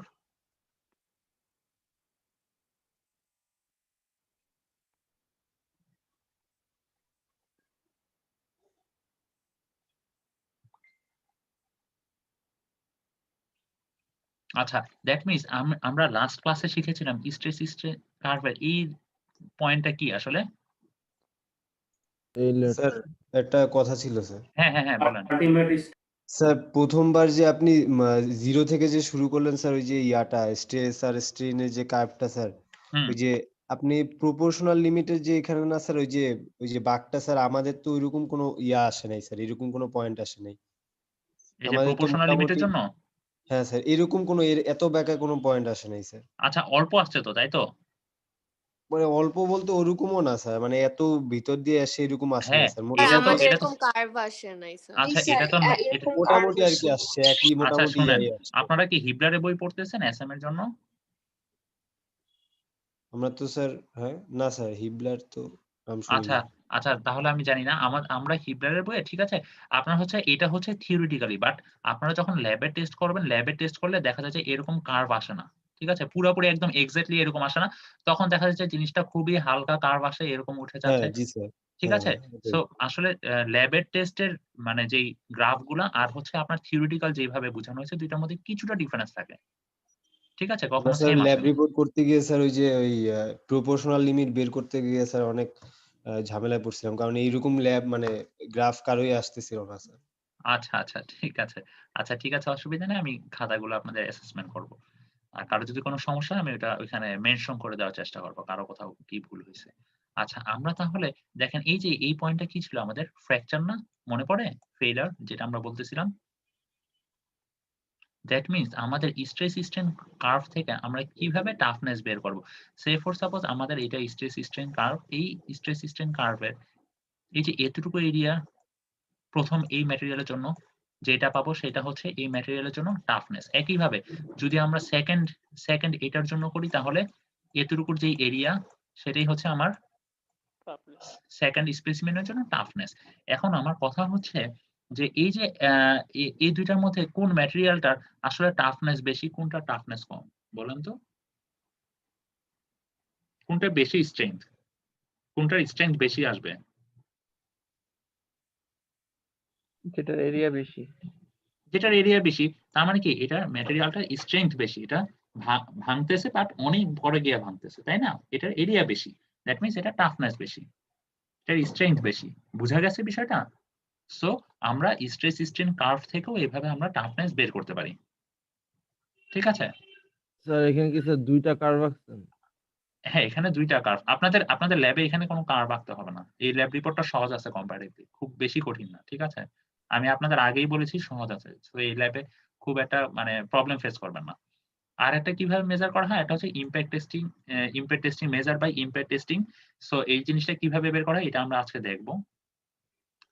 আচ্ছা এখানে আরো কিছু জিনিস আমরা দেখি। আচ্ছা আমরা মেইনলি হচ্ছে এই যে একটা ইমপ্যাক্ট লোড বলতে এখানে ওরা কি বুঝাচ্ছে? জাম্পিং। সো স্যার ইমপ্যাক্ট হ্যাঁ, এখন ইমপ্যাক্ট লোড জিনিসটা কি? ইমপ্যাক্ট লোড আর ওই যে জিনিসটা ভাঙ্গার আগ পর্যন্ত যে লোডটা থাকে। হ্যাঁ, কিন্তু ইমপ্যাক্ট লোডের কতগুলা এখানে টার্ম উল্লেখ করতে হবে। ইমপ্যাক্ট লোড বলতে আমরা বুঝবো একটা সাডেন লোড। জাম্পিং কেন বলতেছে? আমরা যখন একটা মানে জাম্প করি তখন কি হয়? আমরা যখন জাম্প করে ভূমিটাকে স্পর্শ করি তখন যে লোডটা দিচ্ছি তখন কি মানে খুব অল্প সময়ের জন্য অনেক বেশি পরিমাণে একটা লোড দিচ্ছি। সেটাকে একটা ইমপ্যাক্ট লোড। ঠিক আছে? দ্যাট মিনস আমাদের একটা এই যে এখানে বলে দেওয়া আছে ইমপ্যাক্ট লোড হচ্ছে যেকোনো নরমাল মানে অন্যান্য যেকোনো লোড থেকে কিছু ডিফারেন্স। কি হিসেবে এখানে ২ টা ডিফারেন্স এর কথা বলা হয়েছে ২ টার রেসপেক্ট এ। আর এই ইমপ্যাক্ট লোডটা এপ্লাইড র‍্যাপিডলি। দ্যাট মিনস এটা হঠাৎ করে আমার এটা সাডেন লোড এটা মানে দেওয়া হচ্ছে একটা সাডেন লোড। আর হচ্ছে in an appreciable speed. That means এখানে একটা মানে খুব হাই লোড একটা সাডেনলি মানে দেওয়া হচ্ছে সেটাকে আমরা বলতেছি কি? একটা ইমপ্যাক্ট লোড। এটা হচ্ছে ইমপ্যাক্ট লোডের একটা বিশেষত্ব অন্যান্য লোডের তুলনায়। আর এখানে ইমপ্যাক্ট লোডের জন্য এখানে যে এখানে বলা হয়েছে যে load is a loading is seldom repeated since failure often occurs on the first application. That means কি impact load এ দেখা যাচ্ছে আমরা যখন একটা স্পেসিমেন say for suppose আমাদের স্পেসিমেনটাকে আমরা গ্র্যাজুয়ালি লোড দিচ্ছি। সো গ্র্যাজুয়ালি লোড দেওয়ার সময় ফার্স্ট অ্যাপ্লিকেশন এ কি স্পেসিমেনটি কি ফ্র্যাকচার হবে নাকি হবে না বলেন তো? হবে না। হবে না। দ্যাট মিনস কি এটা অনেকক্ষণ সময় পরে লোড যখন তার লিমিটটা স্ট্রেস লিমিটটা ক্রস করবে তখনই এটা কি হবে? তখনই এটা ফ্র্যাকচার হয়ে যাবে। তাই তো? আর এখানে ইমপ্যাক্ট লোডের ক্ষেত্রে কি হচ্ছে? আমরা একটা সাডেন একটা অনেক হিউজ অ্যামাউন্টের একটা লোড দিচ্ছি। সো হিউজ অ্যামাউন্টের লোড দেওয়ার সাথে সাথে তখন দেখা যাবে কি লোড দেওয়ার সাথে সাথে ফার্স্ট অ্যাপ্লিকেশনে দ্যাট মিনস লোড দেওয়ার সাথে সাথেই এটা ফ্র্যাকচার হয়ে যাচ্ছে। ঠিক আছে? সো এটাই হচ্ছে মেইনলি ইমপ্যাক্ট লোডের বিশেষত্ব। আচ্ছা, সো আগের টেস্ট গুলার মতো এখানেও মানে আগে আমি আপনাদের মাত্র ডেসক্রাইব করলাম যে আমরা হচ্ছে 4P যে কি 4P জন্য কোনটা সিম্পলি সাপোর্টেড যে বিমটা সেইভাবে, আর হচ্ছে ইজোটের জন্য কি ক্যান্টিলিভার বিম। ঠিক আছে? এগুলার বেন্ডিং টেস্ট করব। আচ্ছা, স্যার এখানে আরো হ্যাঁ বলেন। একটা কনফিউশন ছিল স্যার। হ্যাঁ বলেন। স্যার 4Pর জন্য সিম্পল বিম আর আইজোডের জন্য ক্যান্টিলিভার বিম, আমরা যদি উল্টা করি মানে উম, যদি অন্যভাবে করি মানে সিম্পল বিমটাই কেন 4Pর জন্য? আচ্ছা, এটা স্যার 4P যে টেস্ট মানে যে টাইপ অফ টেস্ট, এই টাইপ অফ টেস্ট 4P র জন্যই মেইনলি সিম্পল বিমের জন্য মেইনলি 4P টেস্ট টাইপটা ফলো করা হয়। তো এটা উল্টা কেন সেটা তো আমি বলতে পারবো না। আচ্ছা, আমরা যদি বলি হুকস ল কেন এরকম হয়েছে, হুকস ল কেন এরকম উল্টা করলো না? সো সেটা কি আমি বলতে পারবো? জি না, ঠিক আছে স্যার, ওইটাই স্যার, মানে এটা তো জিজ্ঞেস স্যার করতেছিলাম যে বিজ্ঞানীরা এটা বের এইভাবেই এটা তো জি। এইভাবেই হয়ে আসতেছে স্যার, এই হ্যাঁ, জন্যই সো আর এই কি। জিনিসটা আপনাদের মনে রাখতে হবে যে 4P র জন্য হচ্ছে মেইনলি সিম্পল সাপোর্টেড যদি বিম নেই তাহলে সেটা আমার 4P করতে হবে, আর যদি ক্যান্টিলিভার নেই তাহলে হচ্ছে ইজোট। ঠিক আছে? এখন হচ্ছে এই যে আমাদের যে ইমপ্যাক্ট টেস্টটা করব, এখানে হচ্ছে আমার ৩ টা ফ্যাক্টর কাজ করবে। ঠিক আছে? একটা হচ্ছে কি ইমপ্যাক্ট টেস্ট আমরা সহজেই বুঝতে পারতেছি কি ভেলোসিটি, ভেলোসিটি ভেলোসিটির সাথে আমাদের এখানে একটা ডিফারেন্স আম থাকবে। তারপর কি স্পেসিমেন একেকটা স্পেসিমেনের জন্য দেখা যাবে যে ইমপ্যাক্ট টেস্টের যে ইয়াগুলা ভ্যালু গুলা দেখা যাবে একেক রকম। আর হচ্ছে টেম্পারেচার। আচ্ছা, টেম্পারেচারটা কি বোঝা যাচ্ছে কিছু? টেম্পারেচারটা নিয়ে মেইনলি সমস্যা। টেম্পারেচারটার জন্য আমি আপনাদেরকে বলব যে এখানে আমরা একটা গ্রাফ আছে। এই গ্রাফটা একটু রেফার করি। দেখেন, ইমপ্যাক্ট এনার্জি আর হচ্ছে টেম্পারেচার ভার্সাস ইমপ্যাক্ট এনার্জি, এটা মানে ইমপ্যাক্ট এনার্জি ভার্সাস টেম্পারেচার একটা গ্রাফ। এখন দেখেন এখানে প্রত্যেকটা যে প্রত্যেকটা কার্ভ লাইন একেকটা ডিফারেন্ট স্পেসিমেনের জন্য দেখাচ্ছে। এখন দেখা যাচ্ছে যে এই কার্ভ লাইন থেকে খুব ইজিলি বোঝা যাচ্ছে, দেখা যাচ্ছে যে আমাদের সে ফর সাপোজ এই ২ টা কার্ভ লাইন নিয়ে আমরা আলোচনা করি। এই ২ টা কার্ভ লাইনে দেখেন টেম্পারেচার বাড়ার সাথে সাথে কি হচ্ছে? ইমপ্যাক্ট এনার্জিটাও বাড়তেছে। বোঝা যায়? এই ২ টা কার্ভ লাইন, আমরা এই ২ টা কার্ভ লাইন নিয়ে স্যার আলোচনা বুঝতেছি করব। না স্যার, আরেকবার একটু বুঝান স্যার। আচ্ছা, টেম্পারেচার সাথে সাথে আমাদের ইমপ্যাক্ট যে এনার্জিটা সেটারও কিন্তু আমাদের একটা ইফেক্ট থাকতেছে। এই ফ্যাক্টরটা কিভাবে কাজ করতেছে টেম্পারেচার সাথে সাথে সেই জিনিসটা আমরা এখন বুঝবো। দেখেন, আমরা এখন আমাদের মেইনলি কাজ করব আমরা হচ্ছে ২ টা কার্ভ লাইন নিয়ে। সেই ২ টা কার্ভ লাইন আমি আপনাদের ইন্ডিকেট করে দিচ্ছি। আমরা হচ্ছে এই ২ টা কার্ভ নিয়ে কাজ করব। এই যে এই কার্ভ লাইন গুলা। এটা আর হচ্ছে এটা। বোঝা যাচ্ছে এখন? জি স্যার। আচ্ছা, এখন দেখেন এই কার্ভ ২ টা লাইন, এই কার্ভ লাইন ২ টা টেম্পারেচার যত বাড়তেছে, দেখেন এই লাইনে টেম্পারেচার যত বাড়তেছে, ইমপ্যাক্ট এনার্জি পরিমাণ তত বাড়তেছে। দেখেন এদিক বরাবর টেম্পারেচার বাড়তেছে, আর এদিক বরাবর কি বাড়তেছে? ইমপ্যাক্ট এনার্জি পরিমাণ বাড়তেছে। দ্যাট মিনস আমার টেম্পারেচার বাড়ার সাথে সাথে এই ইমপ্যাক্ট এনার্জি পরিমাণ বেড়ে যাচ্ছে না এই লাইনে? বোঝা যাচ্ছে? জি স্যার। আচ্ছা, এখন দেখেন একটা স্যার নির্দিষ্ট একটা সাডেন টাইম পড়তো স্যার, এটা স্যার আবার স্যার হ্যাঁ, মানে হ্যাঁ, হয়ে গেছে একটা সাডেন টাইম, একটা সাডেন টেম্পারেচার টাইম না, একটা সাডেন টেম্পারেচার যখন রিচ করতেছে, সেই সাডেন টেম্পারেচার পরে দেখা যাচ্ছে কি ইমপ্যাক্ট এনার্জি পরিমাণ আর বাড়ছে না। দ্যাট মিনস ইমপ্যাক্ট এনার্জি সেখানেই আমার ততটুকুই হচ্ছে তার হাইস্ট লেভেল। এরপরে আর বাড়তেছে না ইমপ্যাক্ট এনার্জি। একইভাবে এখানেও আরেকটা স্পেসিমেনের জন্য দেখা যাচ্ছে যে ইমপ্যাক্ট এনার্জি পরিমাণ বাড়তেছে টেম্পারেচার বাড়ার সাথে সাথে। সে ফর সাপোজ আমাদের হচ্ছে আমরা একটা স্পেসিমেন নিলাম, সে ফর সাপোজ আমরা একটা হচ্ছে কাস্ট আয়রন নিলাম। সো আমরা হচ্ছে আজকে টেস্টটা করলাম সে ফর সাপোজ 20 ডিগ্রি সেলসিয়াস তাপমাত্রায়। ঠিক আছে? এখন 20 ডিগ্রি সেলসিয়াস তাপমাত্রায় আমি যে ইমপ্যাক্ট এনার্জি ভ্যালুটা পাবো, ঠিক আছে? দেখা যাবে যে আমি যদি এই টেস্টটাই আমরা 30 ডিগ্রির জন্য করি, দেখা যাবে যে ইমপ্যাক্ট এনার্জি পরিমাণ আরো বেড়েছে। এরপরে যদি দেখা যায় যে 40 ডিগ্রির জন্য করি, দেখা যায় যে আরো বেড়েছে। এরপরে 50 র জন্য করে দেখতেছি যে আর বাড়তেছে না। 40 তেও যত আছে মানে এই 50 তে এসেও আমার ততই আছে। ঠিক আছে? 40 আর 50 র জন্য। দ্যাট মিনস কি আমাদের একটা নির্দিষ্ট লেভেলে এসে টেম্পারেচার একটা নির্দিষ্ট লেভেলে এসে আমার ইমপ্যাক্ট এনার্জি মানটা কি কনস্ট্যান্ট হয়ে আছে। আর এটা বাড়তেছে না। তাই তো? একইভাবে এখানেও যে ২ টা লাইন দেওয়া আছে ২ টা স্পেসিমেনের জন্য, এই দুইটার জন্য দেখেন সেম একটা নির্দিষ্ট টাইম টেম্পারেচার যত বাড়তেছে আমার ইম্প্যাক্ট এনার্জি পরিমাণও তত বাড়তেছে। স্যার হ্যাঁ বলেন। আমরা কি স্যার স্পেসিমেনকে স্যার মানে হিট দেব? না হিট কোনো মানে ধরনের হিট দিচ্ছি না। এটা ডিপেন্ড করতেছে এই যে টেম্পারেচার ইফেক্টটা বলতেছি, কারণ কি? কারণ হচ্ছে সে ফর সাপোজ আপনি আজকে টেস্টটা কন্ডাক্ট করতেছেন শীতকালে আপনার টেম্পারেচার ঢাকা সিটি নরমালি হচ্ছে 20-21। আপনি এই টেস্টটা সে ফর সাপোজ গ্রীষ্মকালে করতেছেন, তখন ইম্প্যাক্ট এনার্জি পরিমাণ দেখা যাবে যে কিছুটা বাড়তি। তখন আপনি বলতে পারেন যে একই টেস্ট, একই স্পেসিমেন মানে আমি মানে শীতকালে করে একরকম পাচ্ছি, কিন্তু গ্রীষ্মকালে করলে আরেক রকম পাচ্ছি। মেইন রিজনটা কি? মেইন রিজনটা হচ্ছে এখানে। ঠিক আছে? জি স্যার স্যার এটা কি তাহলে স্যার পরিবেশের উপর ডিপেন্ড করে, মানে আমরা হ্যাঁ, দ্যাট কোন মিনস হচ্ছে কোন আমাদের এটা করতেছি? টেম্পারেচারের উপর ডিপেন্ড করতেছে। বুঝা গেছে? এখানে আমরা স্পেসিমেনকে আলাদা করে কোনো হিট দিচ্ছি না। Is that clear? জি আচ্ছা, স্যার ক্লিয়ার। আচ্ছা। একইভাবে এখানে আরেকটা জিনিস হচ্ছে আ যখন আমরা হচ্ছে টেম্পারেচার রিডিউস হচ্ছে, দেখেন টেম্পারেচার যত কমতেছে ইমপ্যাক্ট এনার্জি পরিমাণ আস্তে, আস্তে তত কমতেছে না? এই গ্রাফ দেখে কি বোঝা যায়? স্যার স্যার আবার বলেন না, এটা বুঝতে পারি নাই। আচ্ছা, এই গ্রাফটা দেখে কি বোঝা যায়? সে ফর সাপোজ এই যে এখানে আমি একটু ইরেজ করে নিই, তাহলে আপনাদের বুঝতে আবার সুবিধা হবে। এই যে দেখেন, এই যে কার্ভ লাইনটা টেম্পারেচার যত কমতেছে ইমপ্যাক্ট এনার্জি পরিমাণ তত কমতেছে না? জি স্যার। তার মানে হচ্ছে টেম্পারেচার যত কমবে ইমপ্যাক্ট এনার্জি তত কমবে। সে ফর সাপোজ আমি এখন 20 ডিগ্রি থেকে আমি এখন নিয়ে গেলাম 10 ডিগ্রি সেলসিয়াস তাপমাত্রা। দেখা যাবে যে আমার ইমপ্যাক্ট এনার্জি পরিমাণ কমে গেছে। একইভাবে আমি এখন এই 10 থেকে গেলাম আমি 8 ডিগ্রি সেলসিয়াস তাপমাত্রা। দেখা যাবে যে এই 10 ডিগ্রিতে আমার যতটুকু ইমপ্যাক্ট এনার্জি পেয়েছি এই 8 ডিগ্রির জন্য প্রায় সেম পরিমাণেই ইমপ্যাক্ট এনার্জি পাচ্ছি। দ্যাট মিনস কি? দ্যাট মিনস আমরা এখানেও বলতে পারতেছি টেম্পারেচারের মান কমতে, কমতে এমন একটা টাইম আসবে যেই টাইমে আমাদের মানে এমন একটা টেম্পারেচার পাবো যেই টেম্পারেচার পরে ইমপ্যাক্ট এনার্জি ভ্যালু আর কোনো চেঞ্জ হচ্ছে না। এটা নির্দিষ্ট কনস্ট্যান্ট এ এসে পৌঁছে গেছে কমতে, কমতে। বুঝা গেছে? জি স্যার। সো সেটাই হচ্ছে আমাদের টেম্পারেচারের ইফেক্ট, মেইনলি এই ইমপ্যাক্ট এনার্জির সাথে টেম্পারেচার কিভাবে এই ফ্যাক্টরটা কাজ করতেছে সেটাই আমরা বুঝলাম। আচ্ছা, এখানে টেম্পারেচারটা আসলে এই যে আমাদের যে মানে রুম টেম্পারেচার যেটা বলতেছি, সেই টেম্পারেচারটা কিভাবে ইফেক্ট ফেলতেছে ইয়ার উপরে, আমাদের স্পেসিমেনের উপরে ইমপ্যাক্ট এনার্জির জন্য। কারণ কি দেখা যাচ্ছে যে এই যে টেম্পারেচারে যখন ভ্যারিয়েশন হচ্ছে স্পেসিমেনের ভিতরে যে অণু পরমাণুগুলো আছে সেইগুলারও কিন্তু তখন দেখা যাচ্ছে কি অ্যারেঞ্জমেন্ট এ কিছুটা ভ্যারিয়েশন হয়। এজন্যই মেইনলি হচ্ছে ইমপ্যাক্ট এনার্জিরও আমাদের মানটার ভ্যারিয়েশন পাচ্ছি টেম্পারেচারের সাথে, সাথে। ঠিক আছে? জি স্যার। আচ্ছা।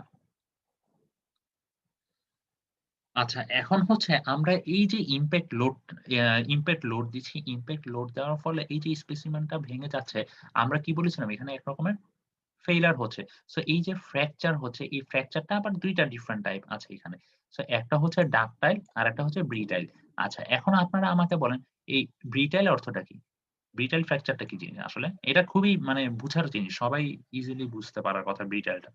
এটা স্যার হঠাৎ ফেল করে যাবে উইদাউট এনি ওয়ার্নিং। আর ডাকটাইল? ডাকটাইলটা স্যার বুঝা যায় যে ফেল করে যাচ্ছে, একটা ওয়ার্নিং দেয়। কিরকম ওয়ার্নিং দিচ্ছে? স্যার আমরা কি ব্রিটাল দেখতে পারবো? ফ্র্যাকচারটা স্যার অনেক ইজিলি হয়ে যায়, মানে সহজে স্যার ভেঙে যায়। কি ব্রিটাইল? জি স্যার। আচ্ছা, হ্যাঁ, জিনিসটা অনেকটা সেরকমই।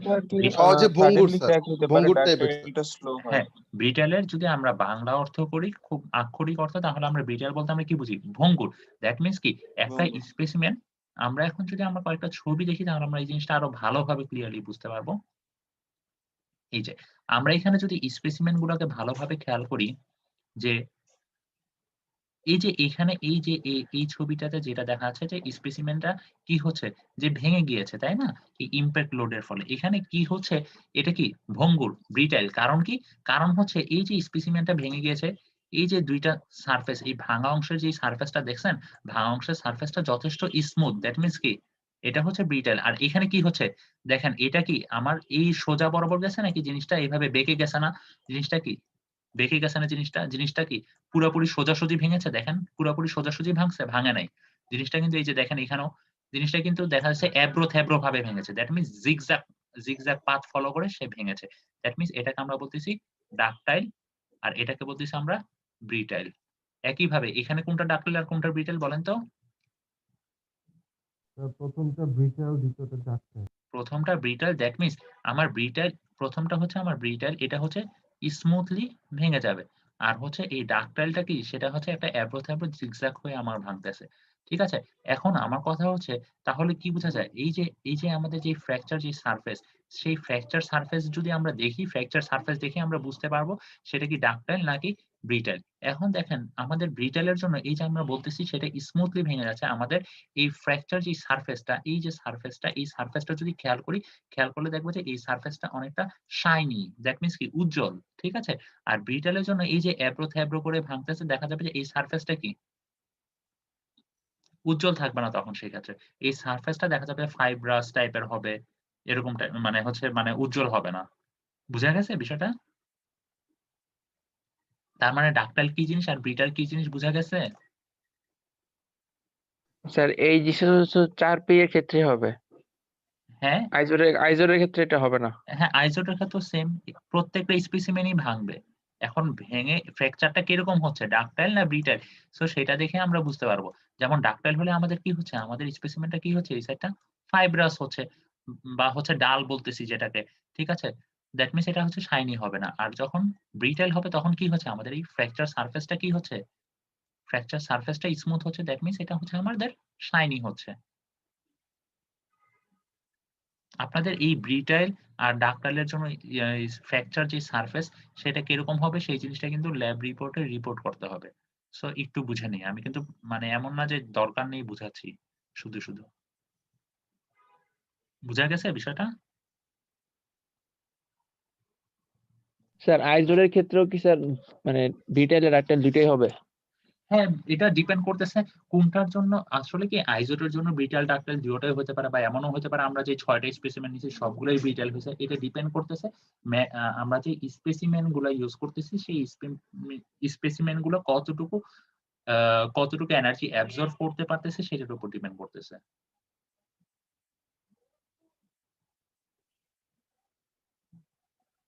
ঠিক আছে? জি স্যার। আচ্ছা, আমরা তাহলে চলে যাচ্ছি আমাদের। আচ্ছা, এখন আমরা এই যে একটু আগে বলেছিলাম না আমরা যে প্রত্যেকটা স্পেসিমেন নিব, স্পেসিমেন গুলা নচ করব। নচ কোন জিনিসটা? আচ্ছা, আপনাদেরকে আ এই যে এই জিনিসটাকে নচ বলেছিলাম, মনে পড়ে? এই যে এই অংশটা নচ জি স্যার। করতেছি। আচ্ছা, জি স্যার। এখন হচ্ছে একেকটা টাইপের জন্য আমরা মেইনলি একেক রকমের নচ করা হয়। মানে হচ্ছে একেক অ্যাঙ্গেল এ নচ করলে আমরা একেক রকমের ভ্যালু মেইনলি হচ্ছে ৪P তে ইমপ্যাক্ট ভ্যালু একেক রকমের পাবো। Say for suppose 0 degree notch. 0 degree নচের জন্য হচ্ছে আমার ইমপ্যাক্ট ভ্যালু পাচ্ছি 22.1, 45 ডিগ্রি। আচ্ছা, আমরা মেইনলি আমাদের এই টেস্টে আমরা মেইনলি 45 ডিগ্রি নচ করব। ঠিক আছে? 45 ডিগ্রি নচের জন্য 23.1, এখানে বিভিন্ন নচের জন্য বিভিন্ন রকমের 4P ইমপ্যাক্ট ভ্যালু দেওয়া আছে। আচ্ছা, এখন আসলে নচটা বলতে আসলে কি বুঝতেছি? সে ফর সাপোজ আমাদের স্পেসিমেনটা হচ্ছে এরকম। এখানে হচ্ছে নচ করতেছি। ঠিক আছে? সরি আমার ইয়াটা আসলে এখানে খুব ভালোভাবে এটা ড্র করা যায় না। ঠিক আছে? দ্যাট মিনস আমার এই অংশটুকু নচ। এই অংশটুকু আমরা কত করব আমাদের টেস্টের জন্য? মেইনলি হচ্ছে 45। ঠিক আছে? 45 তার মানে কি 45 ডিগ্রি যদি অ্যাঙ্গেল কোনটা বুঝতেছি? 45 ডিগ্রি অ্যাঙ্গেল কিভাবে ক্রিয়েট হচ্ছে? আমরা এই চিত্রটাতে একটু ভালোভাবে খেয়াল করি। আমাদের নচ করা অংশ কতটুকু? এই যে এটা আমাদের নচ করা অংশ না?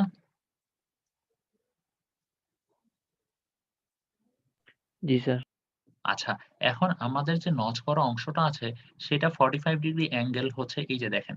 তার মানে 45 ডিগ্রি অ্যাঙ্গেল হচ্ছে আমাদের এই যে ২ সাইডে যে ২ টা বাহু থাকতেছে নচের, সেই ২ সাইডে ২ টা বাহুর মধ্যবর্তী কোণটাকেই আমরা বলতেছি 45 ডিগ্রি হবে। বুঝা গেছে? এখন স্যার আমার আমরা কথা কি হচ্ছে এটা হাতে নচ করে নেব নাকি স্যার এটা মেশিন দিয়ে নচ করা থাকবে? আচ্ছা, আপনাদের স্পেসিমেন গুলা হচ্ছে মেইনলি নচ করেই দেওয়া হবে আপনাদেরকে। 45 ডিগ্রি অ্যাঙ্গেলের নচের স্পেসিমেন আপনাদের দেওয়া হবে। ঠিক আছে? এখন আমার কথা হচ্ছে আপনাদের কাছে আমার কোয়েশ্চেন এটা তো 45 ডিগ্রি। তার মানে কি আমি যদি আ 45 ডিগ্রির পরিবর্তে যদি আমি 160 ডিগ্রি করতে চাই তাহলে কি করব? জিনিসটাকে নচ তখন কি এই ২ টা বাহুর মধ্যবর্তী কোণ তখন কি 160 হয়ে যাবে। তার মানে নচটা সে ফর সাপোজ এরকম হয়ে যাবে, তাই না? তাই না? জি স্যার। তখন দুইটা বাহুর মধ্যবর্তী কোণ 160, তার মানে দুইটা বাহুর মধ্যবর্তী কোণ করে যেই নচটা হচ্ছে সেটাকে আমরা বলতেছি যে এই নচ অ্যাঙ্গেল। এখন আমার কথা হচ্ছে ওরা একটু আগে আমরা মেনশন করেছি যে 0 ডিগ্রি, এখন 0 ডিগ্রি নচ তাহলে আমি কিভাবে করব বলেন তো?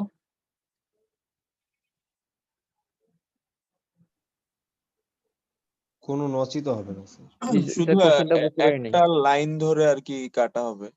হ্যাঁ, exactly. That means 0 degree notch বলতে জিনিসটা হবে এরকম অনেকটা ইউ শেপের মতো। বুঝা গেছে? বুঝা গেছে জিনিসটা? বুঝা গেছে? তার মানে কি কোনো অ্যাঙ্গেল তৈরি হয়েছে? কোনো অ্যাঙ্গেল তৈরি হয় নাই।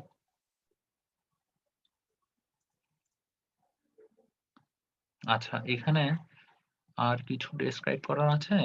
না, এখান থেকে আপনাদের আমরা নচ অ্যাঙ্গেলটা কিভাবে পাচ্ছি সেটা আমরা বুঝলাম। স্যার আচ্ছা, এখানে স্কেচ অফ স্পেসিমেন এটা লাগবে না স্যার? হ্যাঁ, sketch of specimen sketch of specimen কোথায়? স্যার ওই যে উপরের টেবিলটা স্যার পরে। এই যে আচ্ছা, স্যার এটা নচ লাগবে না, এটা লাগবে না। অ্যাঙ্গেল বাড়ালে কি মানে ইমপ্যাক্ট বাড়তেই থাকে? আচ্ছা, নচ অ্যাঙ্গেলের বাড়ার সাথে সাথে এখানে 4p ইমপ্যাক্ট ভ্যালুটা বেশি পাচ্ছে। আচ্ছা আচ্ছা, মানে এটা কি সব ক্ষেত্রেই হবে? এই টেস্টের জন্য হচ্ছে মেইনলি।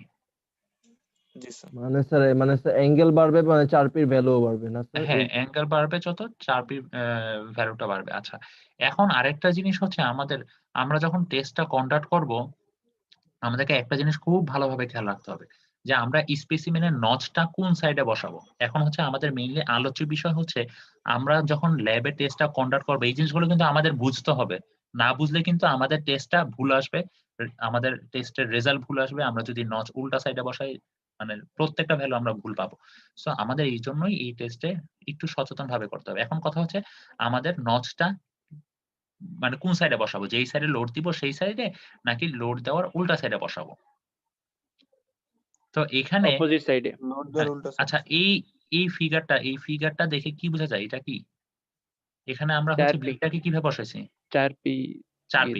সো এই 4p র জন্য দেখেন কিভাবে বুঝছি? এই যে দুই সাইডে দুইটা সাপোর্ট, তাই না? দুই সাইডে সাপোর্ট কেবল। হ্যাঁ, দুই সাইডে সাপোর্ট। এটা হচ্ছে স্পেসিমেন, এই যে এখানে মেনশন করে দেওয়া আছে। এটা হচ্ছে স্পেসিমেন। এটা এখন স্পেসিমেনের দুই সাইডে হচ্ছে দুইটা সাপোর্ট। আর এই সাইড দিয়ে যে লোডটা দিতেছি সেটা কি? এই যে হ্যামারটা এসে আমার সজোরে আঘাত করতেছে এই সাইড দিয়ে এসে, তাই না? এই স্পেসিমেনে এখানে আঘাত করতেছে। এই যে এখানে দেওয়া আছে ইমপ্যাক্ট লোড। আর এই যে নচটা, তাহলে আমি নচটা যেখানে বসাবো, নচটা হচ্ছে আমার যেই সারফেসে, দ্যাট মিনস আমার যেই সাইডে হচ্ছে আমার লোডটা পড়বে তার অপোজিট সাইডে আমরা নচটা বসাবো। ঠিক আছে? তার অপোজিট সাইডে আমরা নচ বসাবো যখন আমরা 4p করব। আর এটার উল্টাটা হচ্ছে আমরা ইজটে। ইজটে কি হচ্ছে? ইজট কি এটা দেখে বোঝা যাচ্ছে যে এটা একটা ইজট? এই জি ছবি স্যার। দেখে বোঝা যাচ্ছে? দ্যাট মিনস ইজট কিভাবে বুঝতেছি দেখেন আমার এই পোরশনটুকু কি? এই পোরশনটুকু ফিক্স সাপোর্ট আর এই পোরশনটুকু এই যে উপরের অংশটুকু কি? ক্যান্টিলিভার না? দ্যাট মিনস এটা হচ্ছে ইজট। আচ্ছা, এই সাইড থেকে কি দেওয়া হচ্ছে? এই যে এখানে মেনশন করা দেওয়া আছে ইমপ্যাক্ট। এখন ইজটের জন্য আমরা হচ্ছে যেই কাজটা করব, ইজটের জন্য আমরা আমাদের যেই নচটা হচ্ছে সেই সাইডে বসাবো যেই সাইডে আমরা লোড দিচ্ছি। তাহলে যেই সাইডে আমরা ইমপ্যাক্ট লোডটা দিচ্ছি। তাহলে এই জিনিসটা যদি ইমপ্যাক্ট লোড এই সাইড দিয়ে আসে তাহলে জিনিসটা কিভাবে ভাঙবে? জিনিসটা ফ্র্যাকচার হবে এই দিক দিয়ে। দ্যাট মিনস জিনিসটা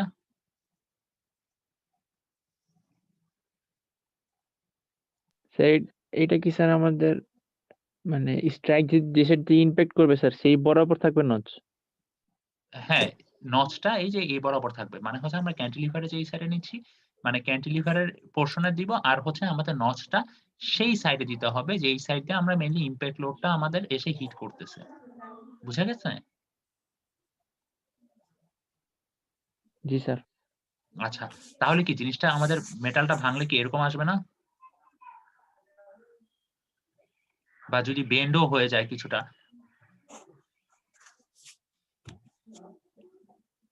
এরকম না? দ্যাট মিনস আমার এই সাইডে কি কাজ করতেছে? এই সাইডে কাজ করতেছে কম্প্রেশন আর এই সাইডে কি কাজ করতেছে? টেনশন, তাই না? মেইনলি। আর এইখানে এই ক্ষেত্রে কিভাবে ভাঙবে? এখানে স্পেসিমেনটা আমার কিভাবে ভাঙবে বলেন তো? মাঝখান দিয়ে ভেঙে যাবে। মাঝখান দিয়ে তো ভাঙবে বুঝলাম। জিনিসটা কিভাবে ভাঙবে? জিনিসটা অনেকটা এই সাইড এইভাবে সরে যাবে না? জি স্যার। স্যার একটা অ্যাঙ্গেল হয়ে ভাঙবে। তাই না? অ্যাঙ্গেল হয়তো ভাঙবে, কিন্তু এটা কি এই সাইডে যাবে নাকি এই সাইডে যাবে? অবশ্যই এই সাইডে যাবে, তাই না? জিনিসটা কি এই সাইডে যাবে না? জি স্যার। জি স্যার। কারণ কি লোডটা এসে এই দিক দিয়ে বরাবর আঘাত করতেছে, দ্যাট মিনস ফ্র্যাকচারটা এখান থেকে শুরু হবে ফার্স্ট স্টার্টিং এ। সো জিনিসটা এইভাবে বেঁকে যাবে। আচ্ছা। তো এই জিনিসগুলো আমরা যখন ল্যাবে কন্ডাক্ট করব আমাদেরকে খেয়াল রাখতে হবে আমরা নচের পজিশনটা কোথায় দিচ্ছি। দ্যাট মিনস আমরা যখন 4P করব তখন ইমপ্যাক্ট লোডের অপোজিট সাইডে আমাদের নচটাকে বসাবো। আর আমরা যখন ইজোট করব তখন আমরা নচটা কোথায় বসাবো? ইমপ্যাক্ট লোড যেই সাইডে দিচ্ছি সেই সাইডে আমাদের নচটা থাকবে। ঠিক আছে? আচ্ছা।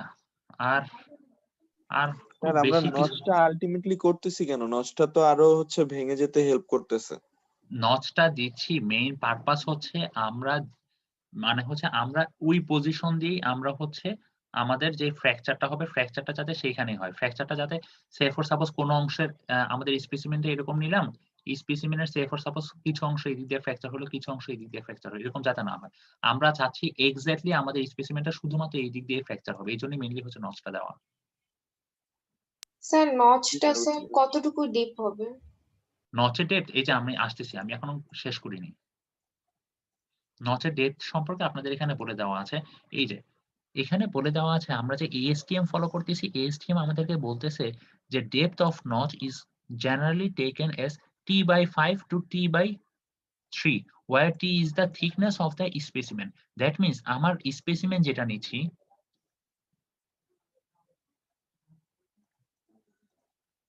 আমরা চলে যাচ্ছি আমাদের স্পেসিমেন গুলাতে। এই যে এখানে বলে দেওয়া আছে কি ইজট টেস্ট স্পেসিমেন, ঠিক আছে? ইজট মানে কি?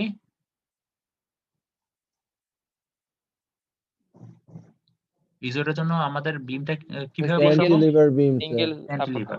আচ্ছা, দ্যাট মিনস আমাদের হচ্ছে যদি ডেপথ আমাদের হচ্ছে যে থিকনেস কি বলা হয়েছিল এখানে স্পেসিমেনের যে থিকনেস টি হচ্ছে থিকনেস অফ দ্য স্পেসিমেন, তাহলে চলে যাচ্ছে আমাদের স্পেসিমেনটার থিকনেস। দেখেন এখানে চিত্রটা খুব একটা ক্লিয়ার না ইজোটের জন্য, এই চিত্রটা একটু ক্লিয়ার। দুটোটা সেম প্রিন্সিপালে ইউজ করতেছি। আমরা যদি 4P চেস্টের ছবিটা দেখি তাহলে এটা একটু মোটামুটি ক্লিয়ার। এই যে স্পেসিমেন যেটা নিচ্ছি এটা হচ্ছে আমাদের স্পেসিমেনটা। এই যে দেখেন এই অংশে নচ করা হয়েছে, তাই না? এটা নচ বোঝা যাচ্ছে না নচটা? নচটা কত ডিগ্রি অ্যাঙ্গেলে করা হয়েছে? 45 ডিগ্রি অ্যাঙ্গেলে। ঠিক আছে? আমাদের স্পেসিমেনটার ডেপথ হচ্ছে 10। দ্যাট মিনস আমাদেরকে কি বলে দিয়েছে? আমাদেরকে বলে দিয়েছে t/3 থেকে t/5 এর 5 এটার মধ্যে হতে হবে আমাদের যেই নচের ডেপথ। তাহলে যদি 10 হয় আমাদের থিকনেস, স্পেসিমেনের থিকনেস, তাহলে 10/5 করলে কত আসে? 2 2। এখানে 2 নেওয়া হয়েছে। ঠিক আছে? আপনি যদি 10/3 করেন তাহলে কত আসবে? 3.33 সেটাও নিতে পারেন। বাট আমাদেরকে এই জিনিসটা মেনশন করতে হবে।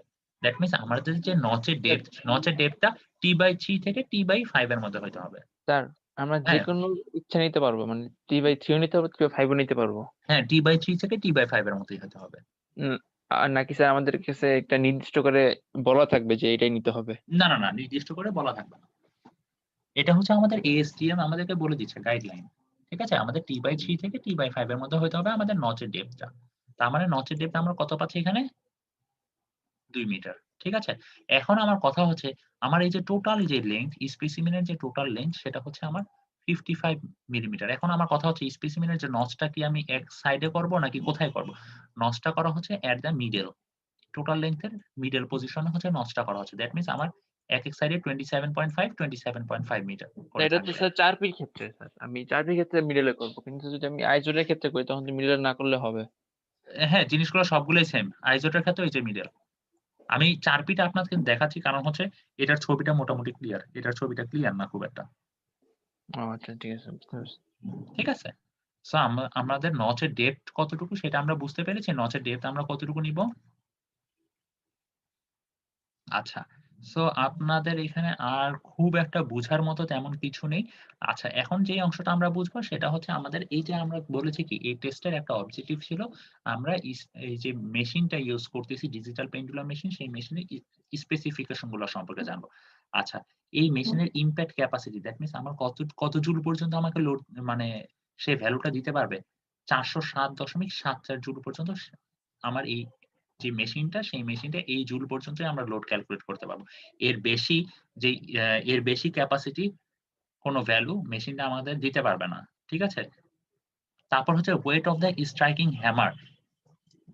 স্ট্রাইকিং হ্যামারটা আসলে কোন জিনিস বলেন তো? আমরা যে হ্যামারটা ইমপ্যাক্ট দেবো যেটা দিয়ে স্যার, যেটা দিয়ে ইমপ্যাক্ট দেওয়া হবে। হ্যাঁ, যেটা দিয়ে ইমপ্যাক্ট দেওয়া হবে। দ্যাট মিনস আমরা যদি স্পেসিমেনটা দেখি, আমরা যদি আমাদের যে এই টেস্টের ইয়াটা দেখি, এই যে এখানে একটা হ্যামার সেট করা থাকে। সো এই হ্যামারটার ওয়েট কত হবে সেই স্পেসিফিকেশনটাও এখানে দেওয়া আছে। আচ্ছা, আমরা আমাদের সেটা হচ্ছে এই যে 27.22 কেজি। আর হচ্ছে এই swing radius of the hammer, swing radius কোনটা? এখানে রেডিয়াস কোথা থেকে আসলো বলেন তো?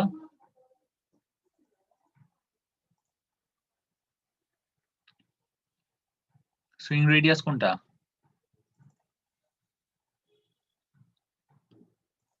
আচ্ছা, আপনাদের ওইখান থেকে দেখাই। সুইং রেডিয়াস হচ্ছে এই যে আমাদের এখান থেকে নিয়ে এই রেডিয়াসটা কত বলছে? 160। ঠিক আছে? হ্যামারের লেন্থ না, আর্মের লেন্থ। এটা হ্যামারের না। ঠিক আছে? সুইং রেডিয়াস তার মানে হচ্ছে এই যে আমার এখানে ডিজিটাল মেশিনটা, এই যে আমার এখানে হচ্ছে হ্যামারটা সেট করা, তাই না? আর এখানে কি? এখানে মেনলি হচ্ছে আমরা স্পেসিমেনটা বসাচ্ছি, তাই তো? দ্যাট মিনস আমার এই যে এই রেডিয়াসটা বলে দিচ্ছে, সরি, 900.1 মিলিমিটার। ঠিক আছে? স্যার এটা কি হ্যামারের হ্যান্ডেলটার লিঙ্ক? হ্যাঁ, হ্যাঁ, হ্যাঁ। এরপরে হচ্ছে angle of hammer before striking. আচ্ছা, এখন দেখেন এই যে এটা হচ্ছে আমার, এখান থেকে আমরা কাউন্টডাউন শুরু করব কত ডিগ্রি। এখন আমার কথা হচ্ছে আমি কি এতটুকু উঠাবো, নাকি আমি এতটুকু উঠে তারপরে আঘাত করব, নাকি আমি এতটুকু উঠে আঘাত করব? সেটারও এখানে একটা স্পেসিফিকেশন দেওয়া আছে। আমার হচ্ছে 160 ডিগ্রি অ্যাঙ্গেল করে দেন তারপরে হচ্ছে আমরা হ্যামারটাকে ছেড়ে দিই, ফ্রি ফল হতে দিই। ঠিক আছে? দ্যাট মিনস আমরা এখানে যেটা করতেছি সেটা হচ্ছে আমাদের এই যে এখানে সুইং হচ্ছে যে, সে ফর সাপোজ আমরা এখান থেকে উঠাচ্ছি, এখানে লক করা থাকবে। লক করার পর এরপর আমরা ছেড়ে দিব, এই পেন্ডুলামের অংশটুকু এসে সজোরে আঘাত করবে। সো এই যে কতটুকু পর্যন্ত, মানে যেই পজিশন থেকে ছাড়া হচ্ছে এই পুরো অ্যাঙ্গেলটা হচ্ছে 160 ডিগ্রি। বুঝা গেছে বিষয়টা? কোনটা 160 ডিগ্রি? জি স্যার। আচ্ছা, আর এখানে একটা ভেলোসিটি দেওয়া আছে যে এখানে যে আঘাত করবে প্রত্যেক মোমেন্টে যে তার ভেলোসিটি, সেই ভেলোসিটি হচ্ছে 5.47 মিটার পার সেকেন্ড। আচ্ছা, এখন হচ্ছে আমরা কিছু জিনিস দেখব। এখন হচ্ছে আমরা তাহলে আমাদের যে টেস্ট প্রসিডিউরটা আমরা একটু আমাদের দেখে ফেলি।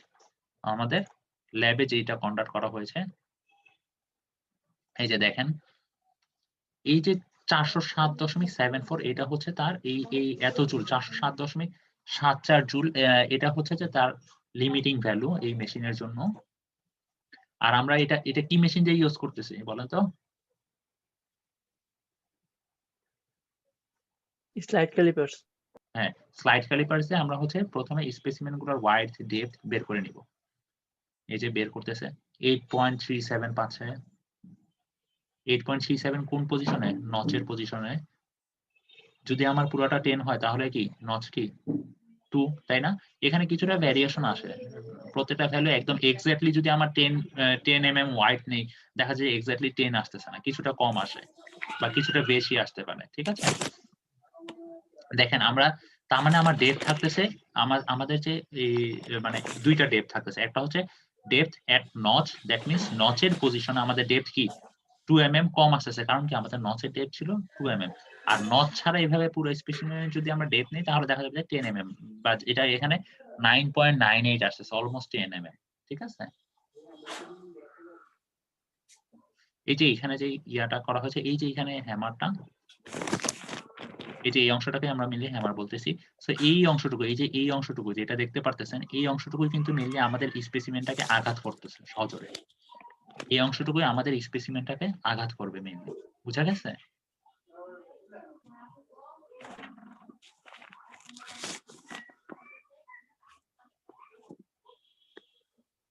এই যে হ্যামারের যে অংশটা আমাদের আঘাত করবে সেই অংশটা এখানে খুব সুন্দরভাবে দেখানো হয়েছে।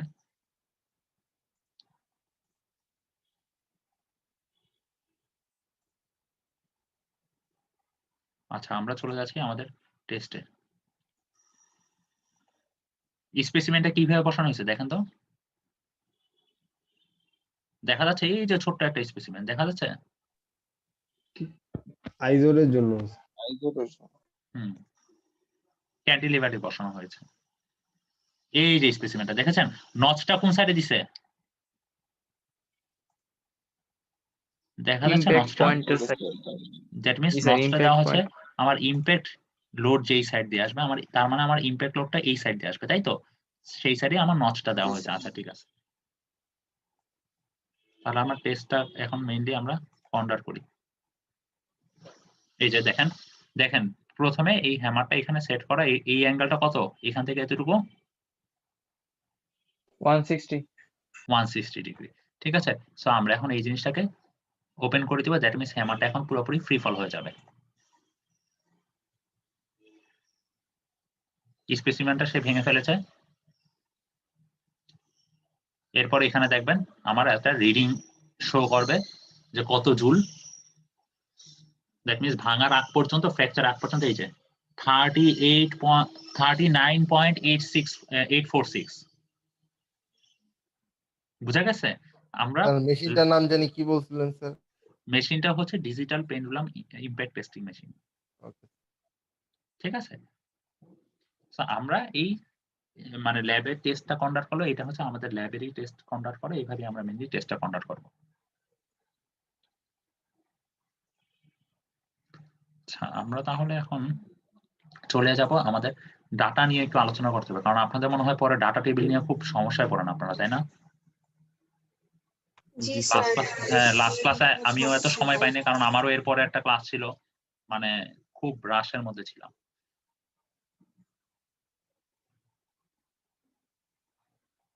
আচ্ছা, সো আমরা এখানে মেইনলি যেই টাইপের টেস্ট করব সেটা হচ্ছে একটা 4P আর একটা হচ্ছে আইজট। ঠিক আছে, এখন দেখেন এই ডেপথ অফ নচ, এই ডেপথ অফ নচ আর ডেপথ এট নচ, এই দুটো বলতে আমরা কি বুঝি, এই দুটোর মধ্যে ডিফারেন্স কোথায় বলেন তো? আর একটা হচ্ছে নচের গভীরতা, আরটা হচ্ছে নচের মধ্যে গভীরতা। একটা হচ্ছে ডেপথ, একটা হচ্ছে depth at notch, that means যদি এই ডেপথ এট নচ কে আমরা যদি এ দিয়ে প্রকাশ করি তাহলে বোঝা যাচ্ছে কি এই অংশটা হচ্ছে এ, তাই না? বলা যায়। আর এই যে এই অংশটুকু, that means depth of notch, নচের যে গভীরতা সেটাকে যদি আমি বি দিয়ে প্রকাশ করি তাহলে এই অংশটুকু আসতেছে কি বি, তাই না? বোঝা যাচ্ছে? জি স্যার। আচ্ছা, ডেপথ অফ নচটা স্যার বুঝি নাই স্যার। ডেপথ অফ নচ হচ্ছে নচের যে ডেপথ, এই যে এখানে যে নচের যে ডেপথটা সেটা হচ্ছে আমরা বি। এই যে দেখেন টপ সারফেস থেকে নচের ডেপথ কত হচ্ছে, এটাই হচ্ছে আমার B. R depth at notch হচ্ছে নচের পজিশনে এই স্পেসিমেনের কতটুকু ডেপথ সেটা হচ্ছে এই যে এ। স্যার T/3 অথবা 5 এটা না স্যার? কোনটা? Depth of notch? G sir. হ্যাঁ হ্যাঁ, ডেপথ অফ নচ হচ্ছে T/3 অথবা T/5 সেই ভ্যালুটা। ঠিক আছে, আচ্ছা এখন হচ্ছে এখানে কয়েকটা ফর্মুলা দিয়ে দিয়েছে, আমি যে আপনাদের ডাটা টেবিলটা দিব, মানে আজকে দিয়ে দিব, গুগল ক্লাসরুম অলরেডি দেওয়া আছে, পোস্ট দেওয়া আছে, সেই গুগল ক্লাসরুমে সেই ডাটা টেবিলটা কিভাবে ফিল আপ করে কিভাবে করবেন সেই জিনিসটাই আমি আপনাদের প্রপারলি দেখাবো। তাহলে আমার কাছে মনে হচ্ছে যে আপনারা জিনিসটা পারবেন। ঠিক আছে, আপনাদের জন্য সহজ হবে, মানে বারবার আমাকেও ফোন দেওয়া লাগবে না, আমারও বিরক্ত হওয়া লাগবে না, আপনাদেরও বিরক্ত হওয়া লাগবে না, আপনারা খুব ইজিলি জিনিসটা সলভ করতে পারবেন। সো এখন কথা হচ্ছে আমি এই যে ডেপথ এট নচ কিভাবে বের করব? স্পেসিমেন যে ডেপথ, এই যে টোটাল স্পেসিমেনের যে ডেপথ সেটা থেকে যদি ডেপথ অফ নচ, এই নচের ডেপথটা বিয়োগ করি তাহলে কি এই ডেপথ এট নচটা পাবো না? জি স্যার। বুঝতে পারছি, তাহলে ডেপথ এট নচ জিনিসটা কিভাবে বের করব? জি স্যার। আচ্ছা, তারপর হচ্ছে cross sectional area at notch, that means আমার নচের cross sectional area, that means আমার এই নচের ডেপথ এট নচ। ঠিক আছে, ডেপথ এট নচ কে যদি আমি স্পেসিমেনের যে ওয়াইড দেওয়া থাকবে, সে ফর সাপোজ আমার স্পেসিমেনের ওয়াইড হচ্ছে 10, সেটাকে যদি আমার ডেপথ এট নচের ভ্যালুটা কি আমি এখান থেকে পেয়ে যাব না? এখানে সে ফর সাপোজ আমার নচের ডেপথ আসছে, ডেপথ এট নচ পাইছি 8, কারণ কি আমার টোটাল স্পেসিমেনের যদি ডেপথ যদি 10 হয়, সেই 10 থেকে আমার যদি নচের ডেপথ যেটা 2 সেটা যদি বিয়োগ করি তাহলে কত পাবো? ডেপথ এট নচ সেটা 8, তাই না? এখন জি স্যার। সেই ডেপথ এট নচ সেই ভ্যালুটা কত পাইছি? 8। এখন স্পেসিমেনের ওয়েডথ যদি 10 হয়, সেই 10 দিয়ে গুণ করলে কি cross sectional area, that means আমার 80 হচ্ছে 80 মিলিমিটার স্কয়ার হচ্ছে স্পেসিমেনের এরিয়া, ক্রস সেকশনাল এরিয়া। বোঝা যায়? স্যার হ্যাঁ, বলেন। স্যার আমাদের ক্লাসরুমে যে ডেটা দেওয়া হয়েছে তাতে হচ্ছে গিয়ে স্পেসিমেন ডেপথ তারপরে উইথ এগুলো হচ্ছে 9 আমি পয়েন্ট আপনাদের সামথিং। ওটাও বুঝাবো। আমি আপনাদের এখানের সূত্রগুলো দেখে নিই, দেন তারপর আমি আপনাদের গুগল ক্লাসরুমে চলে মানে যাবো। স্যার ডেপথ অফ নচের কথাই বলতেছিলাম আর কি। ওখানে 2 আর 8 দেয়া, কিন্তু হচ্ছে কি আপনার ডেপথটা তো 10 না, 9 পয়েন্ট সামথিং। আচ্ছা, 9 পয়েন্ট সামথিং আমরা মাত্র কি দেখলাম? আমরা মাত্র এই যে আমাদের ল্যাবে যে টেস্টটা কন্ডাক্ট করা হয়েছে, দেখেন ভ্যালুগুলা কিরকম আসছে।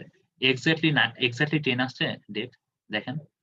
না স্যার এক্স্যাক্টলি 10 আসেনি। রাউন্ড এক্স্যাক্টলি 10 ফিগার আসছে। করে নিব না স্যার? দেখা যাচ্ছে কিছুটা হয়তোবা ফ্র্যাকশন থাকবে, খুবই সামান্য 9.99, 9.98, 9.90, ঠিক আছে?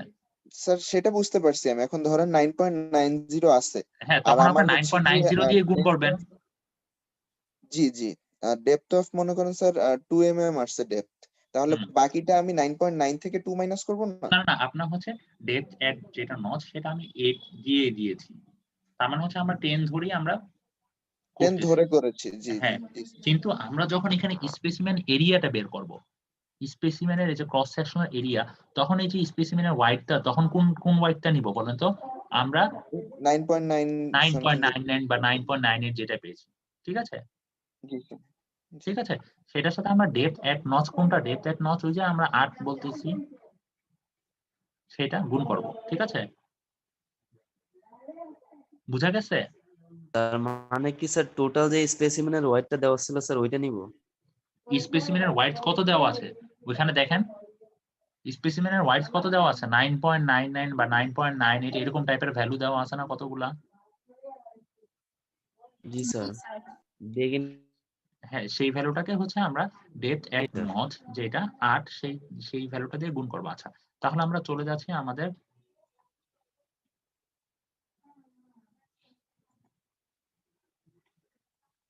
যেই গুগল ক্লাসরুম আছে, আমরা গুগল ক্লাসরুমে চলে যাই। গুগল ক্লাসরুমে যদি যাই,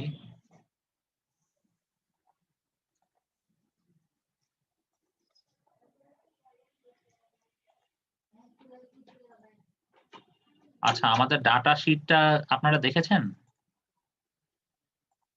ডাটা শিটটা সবাই ওপেন করেন। আচ্ছা, আমরা তাহলে ডাটা শিটটা একটু ডিসক্রাইব করি। এখন ডাটা শিটে হচ্ছে আমরা মেইনলি হচ্ছে এখানে 3টা টাইপের স্পেসিমেন নিয়েছি। একটা হচ্ছে আয়রন কাস্ট, আরেকটা হচ্ছে অ্যালুমিনিয়াম, আরেকটা হচ্ছে ব্রাস। ঠিক আছে? So specimen type C, iron কাস্টকে সিআই দিয়ে প্রকাশ করতেছি, অ্যালুমিনিয়ামকে এআই বার দিয়ে, ব্রাসকে ব্রাস বার। আচ্ছা, এখন হচ্ছে স্পেসিমেন ডেপথ। দেখেন আমাদের কত আসার কথা ছিল? 10 আসার কথা ছিল না? জি স্যার। আচ্ছা, এখানে যখন আমরা ভ্যালুগুলো নিচ্ছি তখন দেখা যাচ্ছে কিছুটা ফ্র্যাকশন আছে। আর স্পেসিমেন ওয়াইডথ কত ছিল? 10 না? জি স্যার। আচ্ছা, সেই ভ্যালুগুলো আমরা যখন স্লাইড ক্যালিপারসে নিচ্ছি কিছুটা ফ্র্যাকশন আসতেছে। আর আমরা কি বলেছিলাম? আমরা যদি 10 নেই, আমাদের যদি স্পেসিমেনের যে ইয়াটা থাকবে, থিকনেস থাকবে সেটার কত তাহলে নচের ডেপথ কতটুকু আসবে? t/5, দ্যাট মিনস t যদি আমার 10 আসে তাহলে কত আসবে? আমাদের এখানে 10 এর জন্য আমাদের ডেপথ অফ নচ কত আসবে? 2, তাই না? তার মানে প্রত্যেকটা 2 এর মান আমি লিখে দিয়েছি আপনাদের। এরপরে হচ্ছে ডেপথ এট স্যার নচ। আমাদের কি যেকোনো একটা টাইপই করতে দেওয়া হবে? হ্যাঁ, আপনাদের দিয়ে দেওয়া হবে ভ্যালুগুলো। আপনার যদি এখানে 2 না দিয়ে অন্য কোনো ভ্যালু দেয় তাহলে হচ্ছে ওই 10 এর সাথে ওই সে ফর সাপোজ আপনার এখানে ডেপথ অফ নচ আরেকটা ভ্যালু কত হতে পারে? 3.33 না? যদি 3.33 হয় তাহলে কি 10 - 3.33 তাহলে কি 7.67 এরকম আসবে? সরি 6.67। বোঝা যাচ্ছে বিষয়গুলা? জি স্যার, যখন আমি 10/3 করব তখন আর কি। হ্যাঁ, তখন। সো এখন দেখেন ডেপথ এট নচ, তাহলে নচের এই পজিশনে ডেপথ কত আসবে? 10 - 2 দ্যাট মিনস 8। আমি এগুলো দিয়ে দিয়েছি। আর এই টেবিলটা আমরা কোন টাইপের টেস্টের জন্য ইউজ করব? সেটা হচ্ছে চাকরির জন্য এই ভ্যালু গুলা। ঠিক আছে? তাহলে আমার হচ্ছে এখানে এরপর হচ্ছে টেবিল 1, টেবিল 1 এর কি ভ্যালু দেওয়া আছে? টেবিল 1 এর হচ্ছে মেটাল নেম দেওয়া আছে, আমার বের করতে হবে কি এরিয়া এট নচ।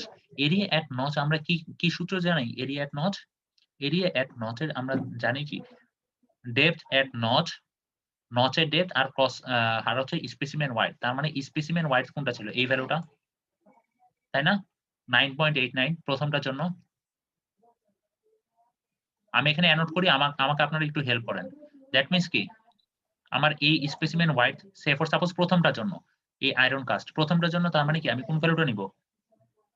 9.89, 9.89 সেটার সাথে আমি গুণ করব কত? Depth at notch depth at notch 8। তাহলে এই দুইটা গুণ করে গুণফল যেটা পাবো সেটা কোথায় বসাবো? এখানে। বুঝা গেছে? জি স্যার। একইভাবে এই সেম ভ্যালুটা আমরা এখানেও বসাবো। কারণ কি? কারণ হচ্ছে এটাও আয়রন কাস্ট, এটাও আয়রন কাস্ট। এই যে আয়রন কাস্টের জন্য আমাদের দেওয়া আছে কত কত ভ্যালু। ঠিক আছে? ঠিক আছে? জি স্যার। জি স্যার। আচ্ছা, এরপরে আসতেছে কি? এরপরে আমাদের এই ডাটা শিটে চলে আসতেছে অ্যালুমিনিয়াম। তার মানে অ্যালুমিনিয়ামের জন্য চলে যাই আমরা অ্যালুমিনিয়ামে। অ্যালুমিনিয়ামে স্পেসিমেন ওয়াইড কত দেওয়া আছে? আমাদের সূত্র কি ছিল? স্পেসিমেন ওয়াইডের সাথে ডেপথ এট নচ না?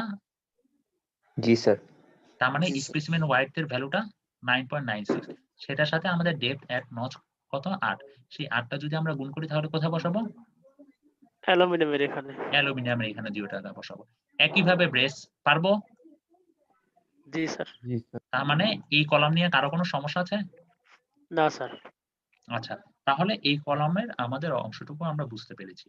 এখন আমাদের HRB এর ভ্যালুটা দিয়ে দেওয়া হবে। HRB বলতে আমরা কি বুঝি বলেন তো? Rockwell B scale. হ্যাঁ, রকওয়েল হার্ডনেস বি স্কেলে। ঠিক আছে? সো এখন HRB এর ভ্যালুটাও দিয়ে দেওয়া আছে। আর এই ভ্যালুটা, এই অ্যাবজর্বড এনার্জি ই এর ভ্যালুটা, এটা আমরা কিভাবে পাচ্ছি? ওই যে মেশিনটা যেটা, সেই মেশিনের রিডিং থেকে কিন্তু আমরা অ্যাবজর্বড এনার্জি ভ্যালুটা পাচ্ছি। স্যার এক্সটা এখানে যেন কি বলছিলেন? আচ্ছা, এক্সটা কি বুঝাচ্ছে সেটা আমি দেখাচ্ছি আসলে। রোল। এক্সটা হচ্ছে আপনার লাস্ট 2 ডিজিট। আজকে হচ্ছে আপনার লাস্ট 2 ডিজিট। লাস্ট দিন করছিলেন 3 এর লাস্ট 3 ডিজিট ছিল না আপনাদের? জি স্যার। জি স্যার। আজকে হচ্ছে last 2 digit of your ID. আপনাদের যে আইডিটা আছে সেই আইডির লাস্ট 2 ডিজিট নিয়ে হচ্ছে কাজ। সো এখন আমরা চলে যাচ্ছি তাহলে। এরপরে হচ্ছে আমাদেরকে ক্যালকুলেট করতে হবে কি? এরপর আমাদের ক্যালকুলেট করতে হবে ইমপ্যাক্ট টাফনেস। ঠিক আছে? আমরা কি টাফনেস ক্যালকুলেট করব। এখন টাফনেস কিভাবে ক্যালকুলেট করা যায় সেই জিনিসটা দেখব। আমাদের তাহলে এই এরিয়া অফ এট নচ আমাদের সবাই বুঝতে পেরেছি। HRB এর ভ্যালু দেওয়া থাকবে, অ্যাবজর্বড এনার্জি এর ভ্যালু দেওয়া থাকবে। আপনি 20 এর সাথে আপনার যে আইডির যে লাস্ট 2টা ডিজিট আছে সেটাকে 10 দিয়ে ভাগ করে যে ভ্যালুটা পাবেন সেই ভ্যালুটাকে 20 এর সাথে যোগ করে যে ভ্যালু পাবেন সেটা এখানে বসাবেন। এই প্রত্যেকটা ইউনিট কি জুলে। একইভাবে HRB কোনো ইউনিট নাই। HRB এর ভ্যালুগুলো ঠিক সেম ভাবে এখানে বসাতে পারবেন না? জি স্যার। দ্যাট মিন্স কারো রোল যদি মানে 0, 1 আসে তাহলে কি আসবে এখানে? HRB এর প্রথম ভ্যালুটা আয়রন কাস্টের জন্য 55 plus 1 divided by 10, that means 55.1। বুঝা গেছে? জি স্যার। আচ্ছা, এখন হচ্ছে আমরা ইমপ্যাক্ট টাফনেস। ইমপ্যাক্ট টাফনেস বের করার জন্য আমরা চলে যাচ্ছি আমাদের সেই স্লাইডে। সরি, আমাদের ল্যাব ম্যানুয়ালে চলে যাই আমরা। ল্যাব ম্যানুয়ালে এই যে অ্যাবজর্বড এনার্জি ই, অ্যাবজর্বড এনার্জি এর ভ্যালু আমাদের কিন্তু দেওয়াই ছিল, তাই না? ই এর ভ্যালু। এখন হচ্ছে আমাকে বের করতে হবে এই ইমপ্যাক্ট টাফনেস। ঠিক আছে? ইমপ্যাক্ট টাফনেস হচ্ছে ইউ। সেটা কিভাবে বের করা যায়? সেটা হচ্ছে এই অ্যাবজর্বড এনার্জি ই এর যে ভ্যালুটা সেটাকে আমরা ক্রস সেকশনাল যে এরিয়া পাইছিলাম নচের এরিয়াতে, সেই ক্রস সেকশনাল এরিয়া দিয়ে ভাগ করলে আমরা আমরা হচ্ছে ইমপ্যাক্ট টাফনেস পেয়ে যাবো। That means E divided by A. ঠিক আছে? আমরা চলে যাচ্ছি আমাদের ডাটা শিটে। দ্যাট মিন্স আমাদের এই যে ই এর যে ভ্যালুটা পাবো এখানে, সেটাকে আমি যদি ভাগ করি এই এরিয়া অফ নচ দিয়ে তাহলে কি পেয়ে যাব? ইমপ্যাক্ট টাফনেস এর ভ্যালুটা পেয়ে যাব।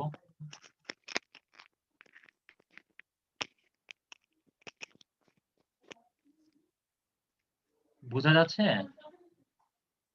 জি স্যার। জি স্যার। আচ্ছা, তাহলে বাকি সেম প্রত্যেকটার জন্য সবগুলা পারবেন। এই যে এখানে যে ভ্যালুটা পাবেন সেটা আমরা হচ্ছে এই যে টাফনেস এর বিষয়টা আরেকবার একটু স্যার বলেন। আচ্ছা ইম্প্যাক্ট টাফনেস কিভাবে বের করবো? আমরা অ্যাবজর্ব এনার্জি ই এর মান জানি, দ্যাট জি মিন্স স্যার। ই জানি। সো আমি ই কে ভাগ করব কত দিয়ে? এই এরিয়া এট নচ কে আমি সে ফর সাপোজ এ দিয়ে ডিনোট করলাম, দ্যাট মিন্স ই কে আমি এ এর ভ্যালু দিয়ে যদি ভাগ করি তাহলে আমার ইম্প্যাক্ট টাফনেস পেয়ে যাব। দ্যাট মিন্স এখানের যে ই এর ভ্যালু গুলো পাবো আমরা, সেই ই এর ভ্যালু গুলোকে আমরা এখানকার এ এর ভ্যালু দিয়ে ভাগ করে যে মান পাবো সেই মানগুলো আমরা এখানে বসিয়ে দিব। ঠিক আছে? জি স্যার। জি স্যার। আচ্ছা, এখন থাকতেছে আমাদের হচ্ছে লাস্টে দুইটা কলাম। তো ফেইলার প্যাটার্ন আমরা কি দেখেছি এখানে? এই টেস্টের জন্য mainly either brittle or ductile, that means B দিয়ে আমি বুঝাচ্ছি ব্রিটাইল, যেহেতু আপনারা ল্যাবে কন্ডাক্ট করেন নাই টেস্টটা, সো আপনারা এটা দেখতে পারতেছেন না যে কিরকম স্পেসিমেন। আর এতগুলোর জন্য আমার ছবি দেওয়াটা আমার জন্য টাফ হয়ে যাচ্ছে। সো আমি এই জন্য আপনাদেরকে এখানে ডিনোট করে দিয়েছি বি ফর ব্রিটাইল আর D for ductile. That means দেখা যাচ্ছে যে আমাদের আয়রন কাস্টের জন্য ব্রিটাইল, এরপরের গুলো হচ্ছে ডাকটাইল আসতেছে। ঠিক আছে? সো ফেইলার প্যাটার্ন দেওয়া আছে। এখন আমার কথা হচ্ছে ফেইলার সারফেস। এই ফেইলার প্যাটার্ন দেখে দেখে আমরা ফেইলার সারফেস কিরকম হতে পারে সেটা বসাবো। যেমন যদি ব্রিটেল হয় তাহলে ফেইলার সারফেসটা কিরকম আসবে বলেন তো?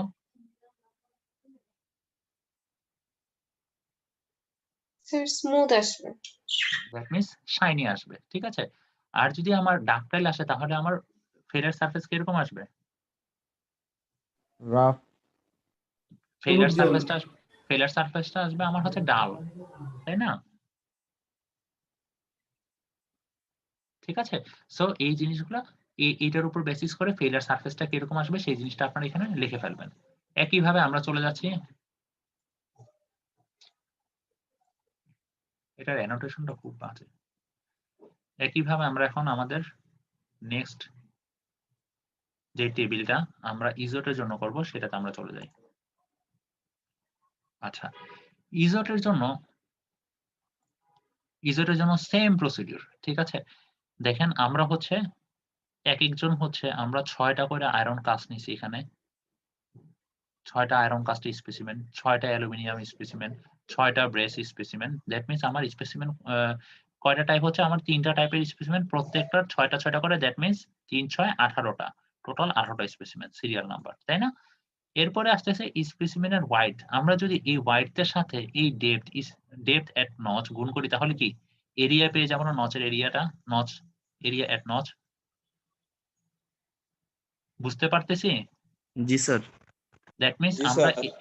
এটার সাথে গুণ করব কোন ভ্যালুটা? এই ভ্যালুটা। এই ভ্যালুটা গুণ করে আমরা যেই ভ্যালুটা সেই ভ্যালুটা বসাবো হচ্ছে এই ঘরগুলাতে, তাই না?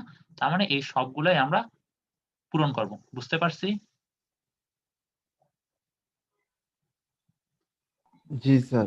জি স্যার। একইভাবে এইচআরভি এর যে ভ্যালুটা, এইচআরভি এর ভ্যালুগুলো সেম আপনাদের দেওয়াই আছে 60 প্লাস আপনাদের যে আইডির লাস্ট 2টা ডিজিট থাকবে সেই 2টা ডিজিটকে 10 দিয়ে ভাগ করে যেই ভ্যালুটা আসবে সেটা যোগ করে যোগফলটা এখানে এইচআরভি এর ভ্যালু। একইভাবে অ্যাবজর্ব এনার্জি ই, এই ই এর ভ্যালুটা আমরা কোথা থেকে পাচ্ছি? আমরা যখন ল্যাবে কন্ডাক্ট করতাম তখন আমাদেরকে ই এর ভ্যালুটা মেশিনই দিয়ে দিত। এই যে আমরা যে digital pendulum impact testing machine use করতেছি সেই মেশিনটাই আমাকে এই ভ্যালুটা দিয়ে দিত। তো এই ভ্যালুগুলো আমরা এইভাবে লিখে ফেলবো আমাদের রোল নাম্বার আইডি অনুযায়ী। এরপরে হচ্ছে ইমপ্যাক্ট টাফনেস। ইমপ্যাক্ট টাফনেস এর আমরা সূত্র কি জানি?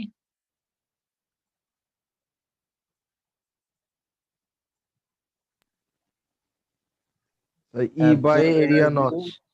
হ্যাঁ, দ্যাট মিন্স এই ই এর যে ভ্যালুটা পাবো সেই ভ্যালুটাকে আমি ভাগ করব কি এই ভ্যালুটা দিয়ে এরিয়া এট নচ ভাগ করলে যে ভ্যালুটা পাবো জুল পার মিলিমিটার স্কয়ার, সেই ভ্যালুগুলো হচ্ছে আমার ইমপ্যাক্ট টাফনেস। দ্যাট মিন্স সেই ভ্যালুগুলো আমরা এখানে বসিয়ে দিব।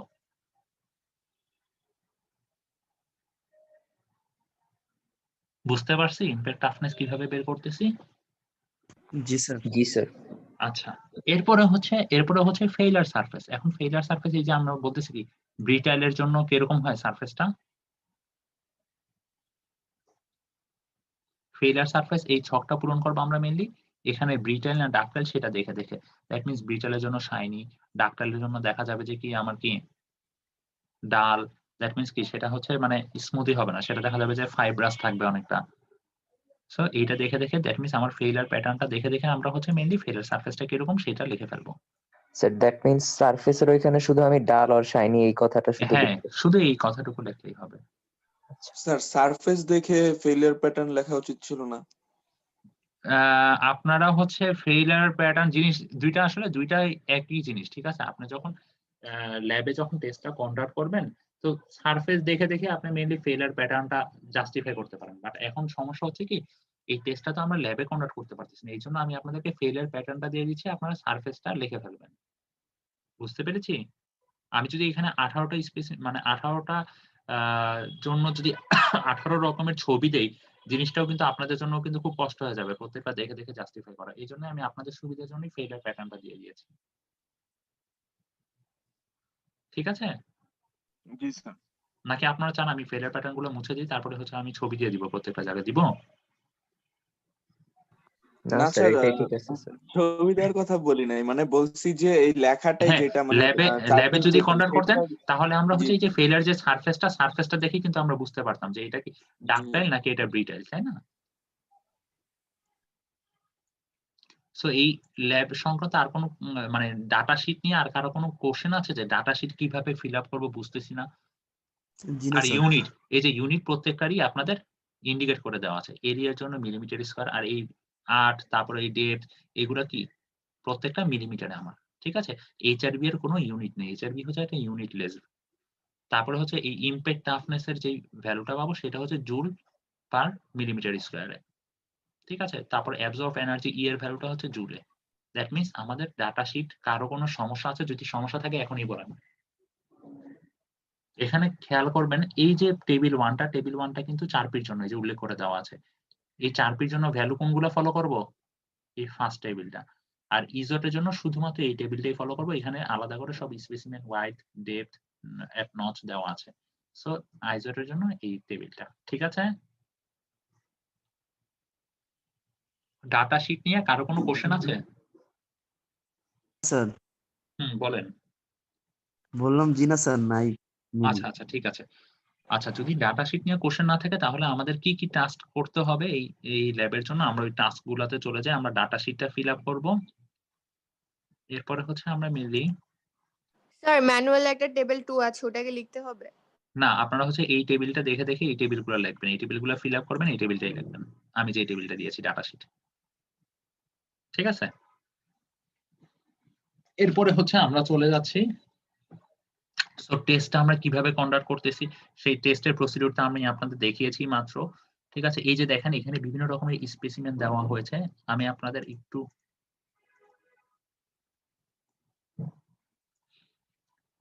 এইগুলো হচ্ছে টেস্ট করার পূর্বে, এগুলো হচ্ছে টেস্ট করার পরে। ঠিক আছে? এটা হচ্ছে বিফোর, এটা হচ্ছে আফটার। ঠিক আছে?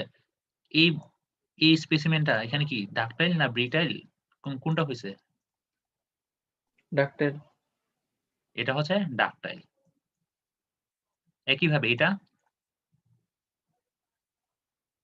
বিটেল আচ্ছা, এটা হচ্ছে ব্রিটাইল না। দেখেন জিনিসটা এটা কি পুরো ডাকটাইলই স্মুথ। হ্যাঁ, ডাকটাইল। কারণ কি এখানে কি জিগজ্যাগ আকারে ভাঙছে না জিনিসটা? ডাকটাইল বুঝতে পারছেন কেন? দেখেন জিনিসটা কিন্তু পুরোপুরি স্মুথলি আমার ফ্র্যাকচার হয় নাই। দেখেন কিছু অংশ এই দিক থেকে কম গেছে, কিছু অংশ আবার উপরের দিকে, মানে কিছু অংশ আবার বেশি এই দিক দিয়ে, আবার কিছু অংশ এই সাইড দিয়ে একটু কম, তাই না? জিনিসটা কি পুরোপুরি স্মুথ ফ্র্যাকচার হয়েছে, পুরোপুরি স্ট্রেট? দেখেন এই জায়গাগুলো কি অলমোস্ট স্ট্রেট, তাই না? দ্যাট মিন্স কি এটা কি ডাকটাইল, এটা কি আসতেছে ব্রিটাইল। এরপরেরটা এটা কি? ডাকটাইল। এটা ডাকটাইল, তাই না? একইভাবে এই চিত্রের জন্য দেখেন এখানে 1টা 2টা 3টা 4টা, এই 4টা স্পেসিমেন বিফোর, এই 4টা স্পেসিমেন আমাদের ইমপ্যাক্ট টেস্টের পরে। এটা কি প্রথমটা? বিটেল। ব্রিটাইল। এরপরেরটা ডাকটাইল। ডাকটাইল। এরপরেরটা ব্রিটেল। বিটেল। ব্রিটাইল। এরপরেরটা ডাকটাইল। ডাকটাইল। দ্যাট মিন্স আমরা এই যে সারফেস গুলো আছে সেই সারফেস গুলো কিরকম সেটা দেখে কিন্তু আমরা খুব ইজিলি বুঝতেছি। এখানে দেখছেন ব্রিটাইলে কিন্তু জিনিসটা অনেকটা স্মুথ, দ্যাট মিন্স আমার প্রায় স্ট্রেট হচ্ছে। বা ডাকটাইলের জন্য দেখা যাচ্ছে যে এটার এই পোর্শন কিছুটা আবার ভিতরের দিকে চলে গেছে, আবার উপরের দিকে উঠতেছে। দ্যাট মিন্স কি পুরোপুরি কি একটা স্মুথ ফ্র্যাকচার হয়েছে, স্মুথ ফ্র্যাকচার হয়নি। ঠিক আছে? সো আমরা ব্রিটাইল কোনটা ডাকটাইল কোনটা সহজেই চিনতে পারতেছি। কারো কোনো সমস্যা আছে ফেইলার নিয়ে?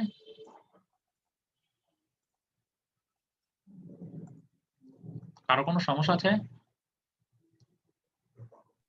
মনে হয় না স্যার।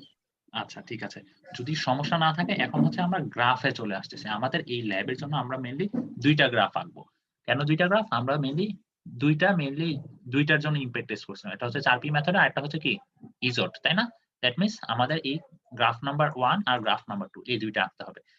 প্রথম গ্রাফটা যেটা সেটা হচ্ছে আমাদের 4P impact strength versus HRB value. আর দ্বিতীয়টা হচ্ছে এই যে দ্বিতীয় যে টেবিলটা ছিল Izod impact strength versus HRB value.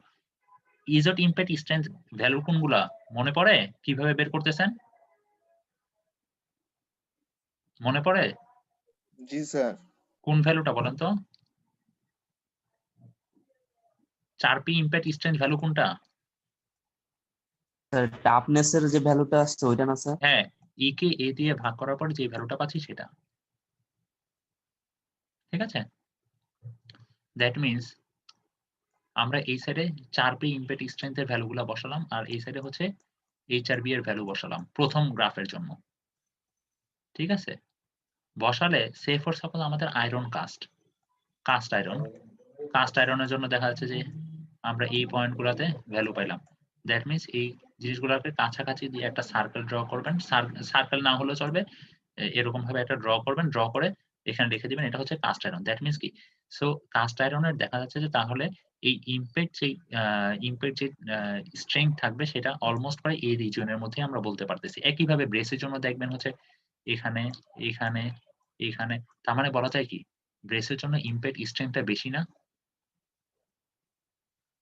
এটা যদি কাস্ট আয়রনের হয় আর এটা যদি ব্রেসের হয় তাহলে কি ব্রেস বারের কি ইমপ্যাক্ট স্ট্রেংথটা বেশি বলা যায় জি স্যার। এখান থেকে? দ্যাট মিন্স এইভাবে গ্রাফগুলো ড্র করবেন, গ্রাফগুলো ড্র করে করে আপনারা ডিসকাশন পার্ট এইভাবে লিখবেন। একইভাবে আমরা যদি আবার এই ইজট ইমপ্যাক্ট স্ট্রেংথ ভার্সেস HRB এর ভ্যালু নেই, সে ফর সাপোজ এটা হচ্ছে ইজটের ইমপ্যাক্ট স্ট্রেংথ ভ্যালু আর এদিকে হচ্ছে HRB এর ভ্যালু। সে ফর সাপোজ আমার কাস্ট আয়রনের ভ্যালু আসতেছে 6টার জন্য এরকম। একইভাবে এখানে হচ্ছে অ্যালুমিনিয়ামের জন্য পাইছি এরকম, আর কাস্ট আয়রনের জন্য দেখা যাচ্ছে যে কিছু ভ্যালু দেখা যাচ্ছে কাস্ট আয়রনের আমরা। আচ্ছা এখানে একটা জিনিস একটু মেনশন করে দিই, আপনাদের এরকমও আসতে পারে কারণ আমি প্রত্যেকটা ডাটা কিন্তু টেস্ট করে দেখি নাই। ঠিক আছে, এরকমও আসতে পারে সে ফর সাপোজ 3টার জন্য পাইছেন এরকম। ঠিক আছে, কাস্ট আয়রন, এটা হচ্ছে cast iron say for suppose. আর বাকি কয়টা রয়েছে, বাকি যে 6টা, বাকি 6টার জন্য ভ্যালু পাচ্ছেন এইখানে। ঠিক আছে,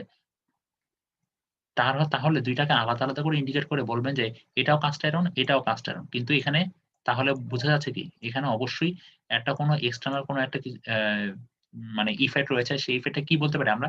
টেম্পারেচার ইফেক্ট রয়েছে, যেই জন্য আমার এই কাস্ট আয়রন হওয়া সত্ত্বেও তাদের ইমপ্যাক্ট স্ট্রেংথের ডিফারেন্স দেখা যাচ্ছে। ঠিক আছে, এই উপরেরটা ইমপ্যাক্ট স্ট্রেংথ বেশি, নিচেরটা কম। ঠিক আছে, তারপরে হচ্ছে সে ফর সাপোজ এটা হচ্ছে অ্যালুমিনিয়ামের জন্য ইমপ্যাক্ট স্ট্রেংথ। স্যার আমরা কি এভাবে মানে ডট বসে তারপর হচ্ছে সার্কেল করে দিব? হ্যাঁ, এক্স্যাক্টলি পুরোপুরি সার্কেল না, জিনিসগুলা এমন ভাবে এই বাউন্ডারিটা ড্র করবেন যাতে এই সবগুলা পয়েন্টগুলোর কাছাকাছি দিয়ে যায়, বাউন্ডারিটা সবগুলা পয়েন্টের কাছাকাছি দিয়ে যায়। দ্যাট মিন্স এই বাউন্ডারি দিয়ে বোঝাচ্ছে যে সেই রিজিয়নটা প্রায় অলমোস্ট, যে ইমপ্যাক্ট স্ট্রেংথের যে রিজিয়নটা প্রায় অলমোস্ট এই রিজিয়নের মধ্যেই হবে ইমপ্যাক্ট স্ট্রেংথের। ঠিক আছে, বোঝা যাচ্ছে? জি স্যার। তার মানে আমরা গ্রাফটা কিভাবে আঁকবো? কারো কোনো কোশ্চেন আছে গ্রাফ নিয়ে? স্যার একটা গ্রাফে তো একটাই থাকবে না স্যার, হ্যাঁ, এরকম 3টা বাউন্ডারি হবে। না, একটা গ্রাফে প্রথমটা হচ্ছে আমরা গ্রাফ পেপার হবে আমাদের মেইনলি দুইটা। একটা হচ্ছে 4P'র জন্য, 4P'র জন্য এখানে কাস্ট আয়রনের একটা, ব্রেসের একটা, তারপরে আবার আয়রন, অ্যালুমিনিয়াম আয়রন, মানে তিনটা যে আমরা যে স্পেসিমেন নিচ্ছি, 3টে স্পেসিমেন কি একটা গ্রাফেই বসাবো। বুঝা গেছে? দ্যাট মিন্স 4P'র জন্য আমার একটা গ্রাফ পেপার আর হচ্ছে আরেকটা গ্রাফ পেপার হচ্ছে ইজটের জন্য। বুঝা গেছে? জি স্যার। কারো কোনো সমস্যা আছে? গ্রাফ পেপার কিভাবে কি করব এটা নিয়ে কারো কোনো সমস্যা আছে? আর এই টেবিলে আপনাদের এই টেবিলগুলো ফলো করা লাগবে না, কারণ আমি আপনাদের টেবিল দিয়ে দিয়েছি ডাটা টেবিল, সেই ডাটা টেবিলটা ফিল আপ করে দিলেই হয়ে যাবে। আরেকটা বিষয় হচ্ছে আপনারা যে জিনিসটা খুব ভুল করতেছেন সেটা হচ্ছে আপনার ডিসকাশন পার্ট। ডিসকাশন পার্ট নিয়ে আমি আপনাদের মানে খাতা দেখে খুব কষ্ট পাইছি। ডিসকাশন বলতে আসলে আমরা কি বুঝি? ডিসকাশন পার্টে আমাদেরকে লিখতে হবে আমাদের যে টেস্টের যে ফাইন্ডিংস, দ্যাট মিনস আমাদের টেস্টের যে রেজাল্টটা পেয়েছি সেই রেজাল্টটা কি কি ভ্যালু আসছে, রেজাল্টটা মানে কেন ভ্যালুটা এরকম আসছে, থিওরিটিক্যালি কেন এরকম আসে নাই। যেমন আপনারা একটু আগে বলতেছিলেন স্ট্রেস স্ট্রেইনের কার্ভটা এরকম হওয়া উচিত ছিল, বাট আমাদের যে মানে প্র্যাকটিক্যাল যে রেজাল্টটা সেটা এরকম আসে নাই, আমাদেরটা কিছুটা ডিফারেন্ট আসছে। সো এই যে ডিফারেন্স গুলা, তারপর কেন এরকম ডিফারেন্স হইতে পারে সেই ইম্প্যাক্ট গুলো এখানে তুলে ধরবেন। আমাদের ডিসকাশন পার্টে মেইনলি রেজাল্ট সম্পর্কে আমাদের আলোচনা হবে। আমাদের রেজাল্টটা এরকম আসছে, রেজাল্টটা কেন এরকম আসছে, কেন আমাদের থিওরিটিক্যালের সাথে পুরোপুরি ম্যাচ করতেছে না, কি কি ফ্যাক্টর কাজ করতে পারে এই ক্ষেত্রে। সো আমাদের ডিসকাশন পার্টটা মেইনলি রেজাল্ট বেসড হবে। বুঝা গেছে ডিসকাশন কি লিখবো? ডিসকাশনে কখনোই লিখবেন না যে এই টেস্টটা মেইনলি হচ্ছে আমরা ইম্প্যাক্ট স্ট্রেংথ বের করার জন্য মেইনলি টেস্টটা কন্ডাক্ট করছি, টাফনেস বের করার জন্য। এই সমস্ত জিনিস লিখবেন না। এগুলো হচ্ছে অবজেক্টিভের মধ্যে পড়ে যায়, এগুলো ডিসকাশন না। বুঝা গেছে সবার? স্যার হ্যাঁ বলেন। স্যার আমাদের যে ডাটা শিটটা প্রোভাইড করা হয়েছে ওটা তো আমরা কি রেজাল্টে দিব নাকি না ওটা ডাটা টেবিলে দিব?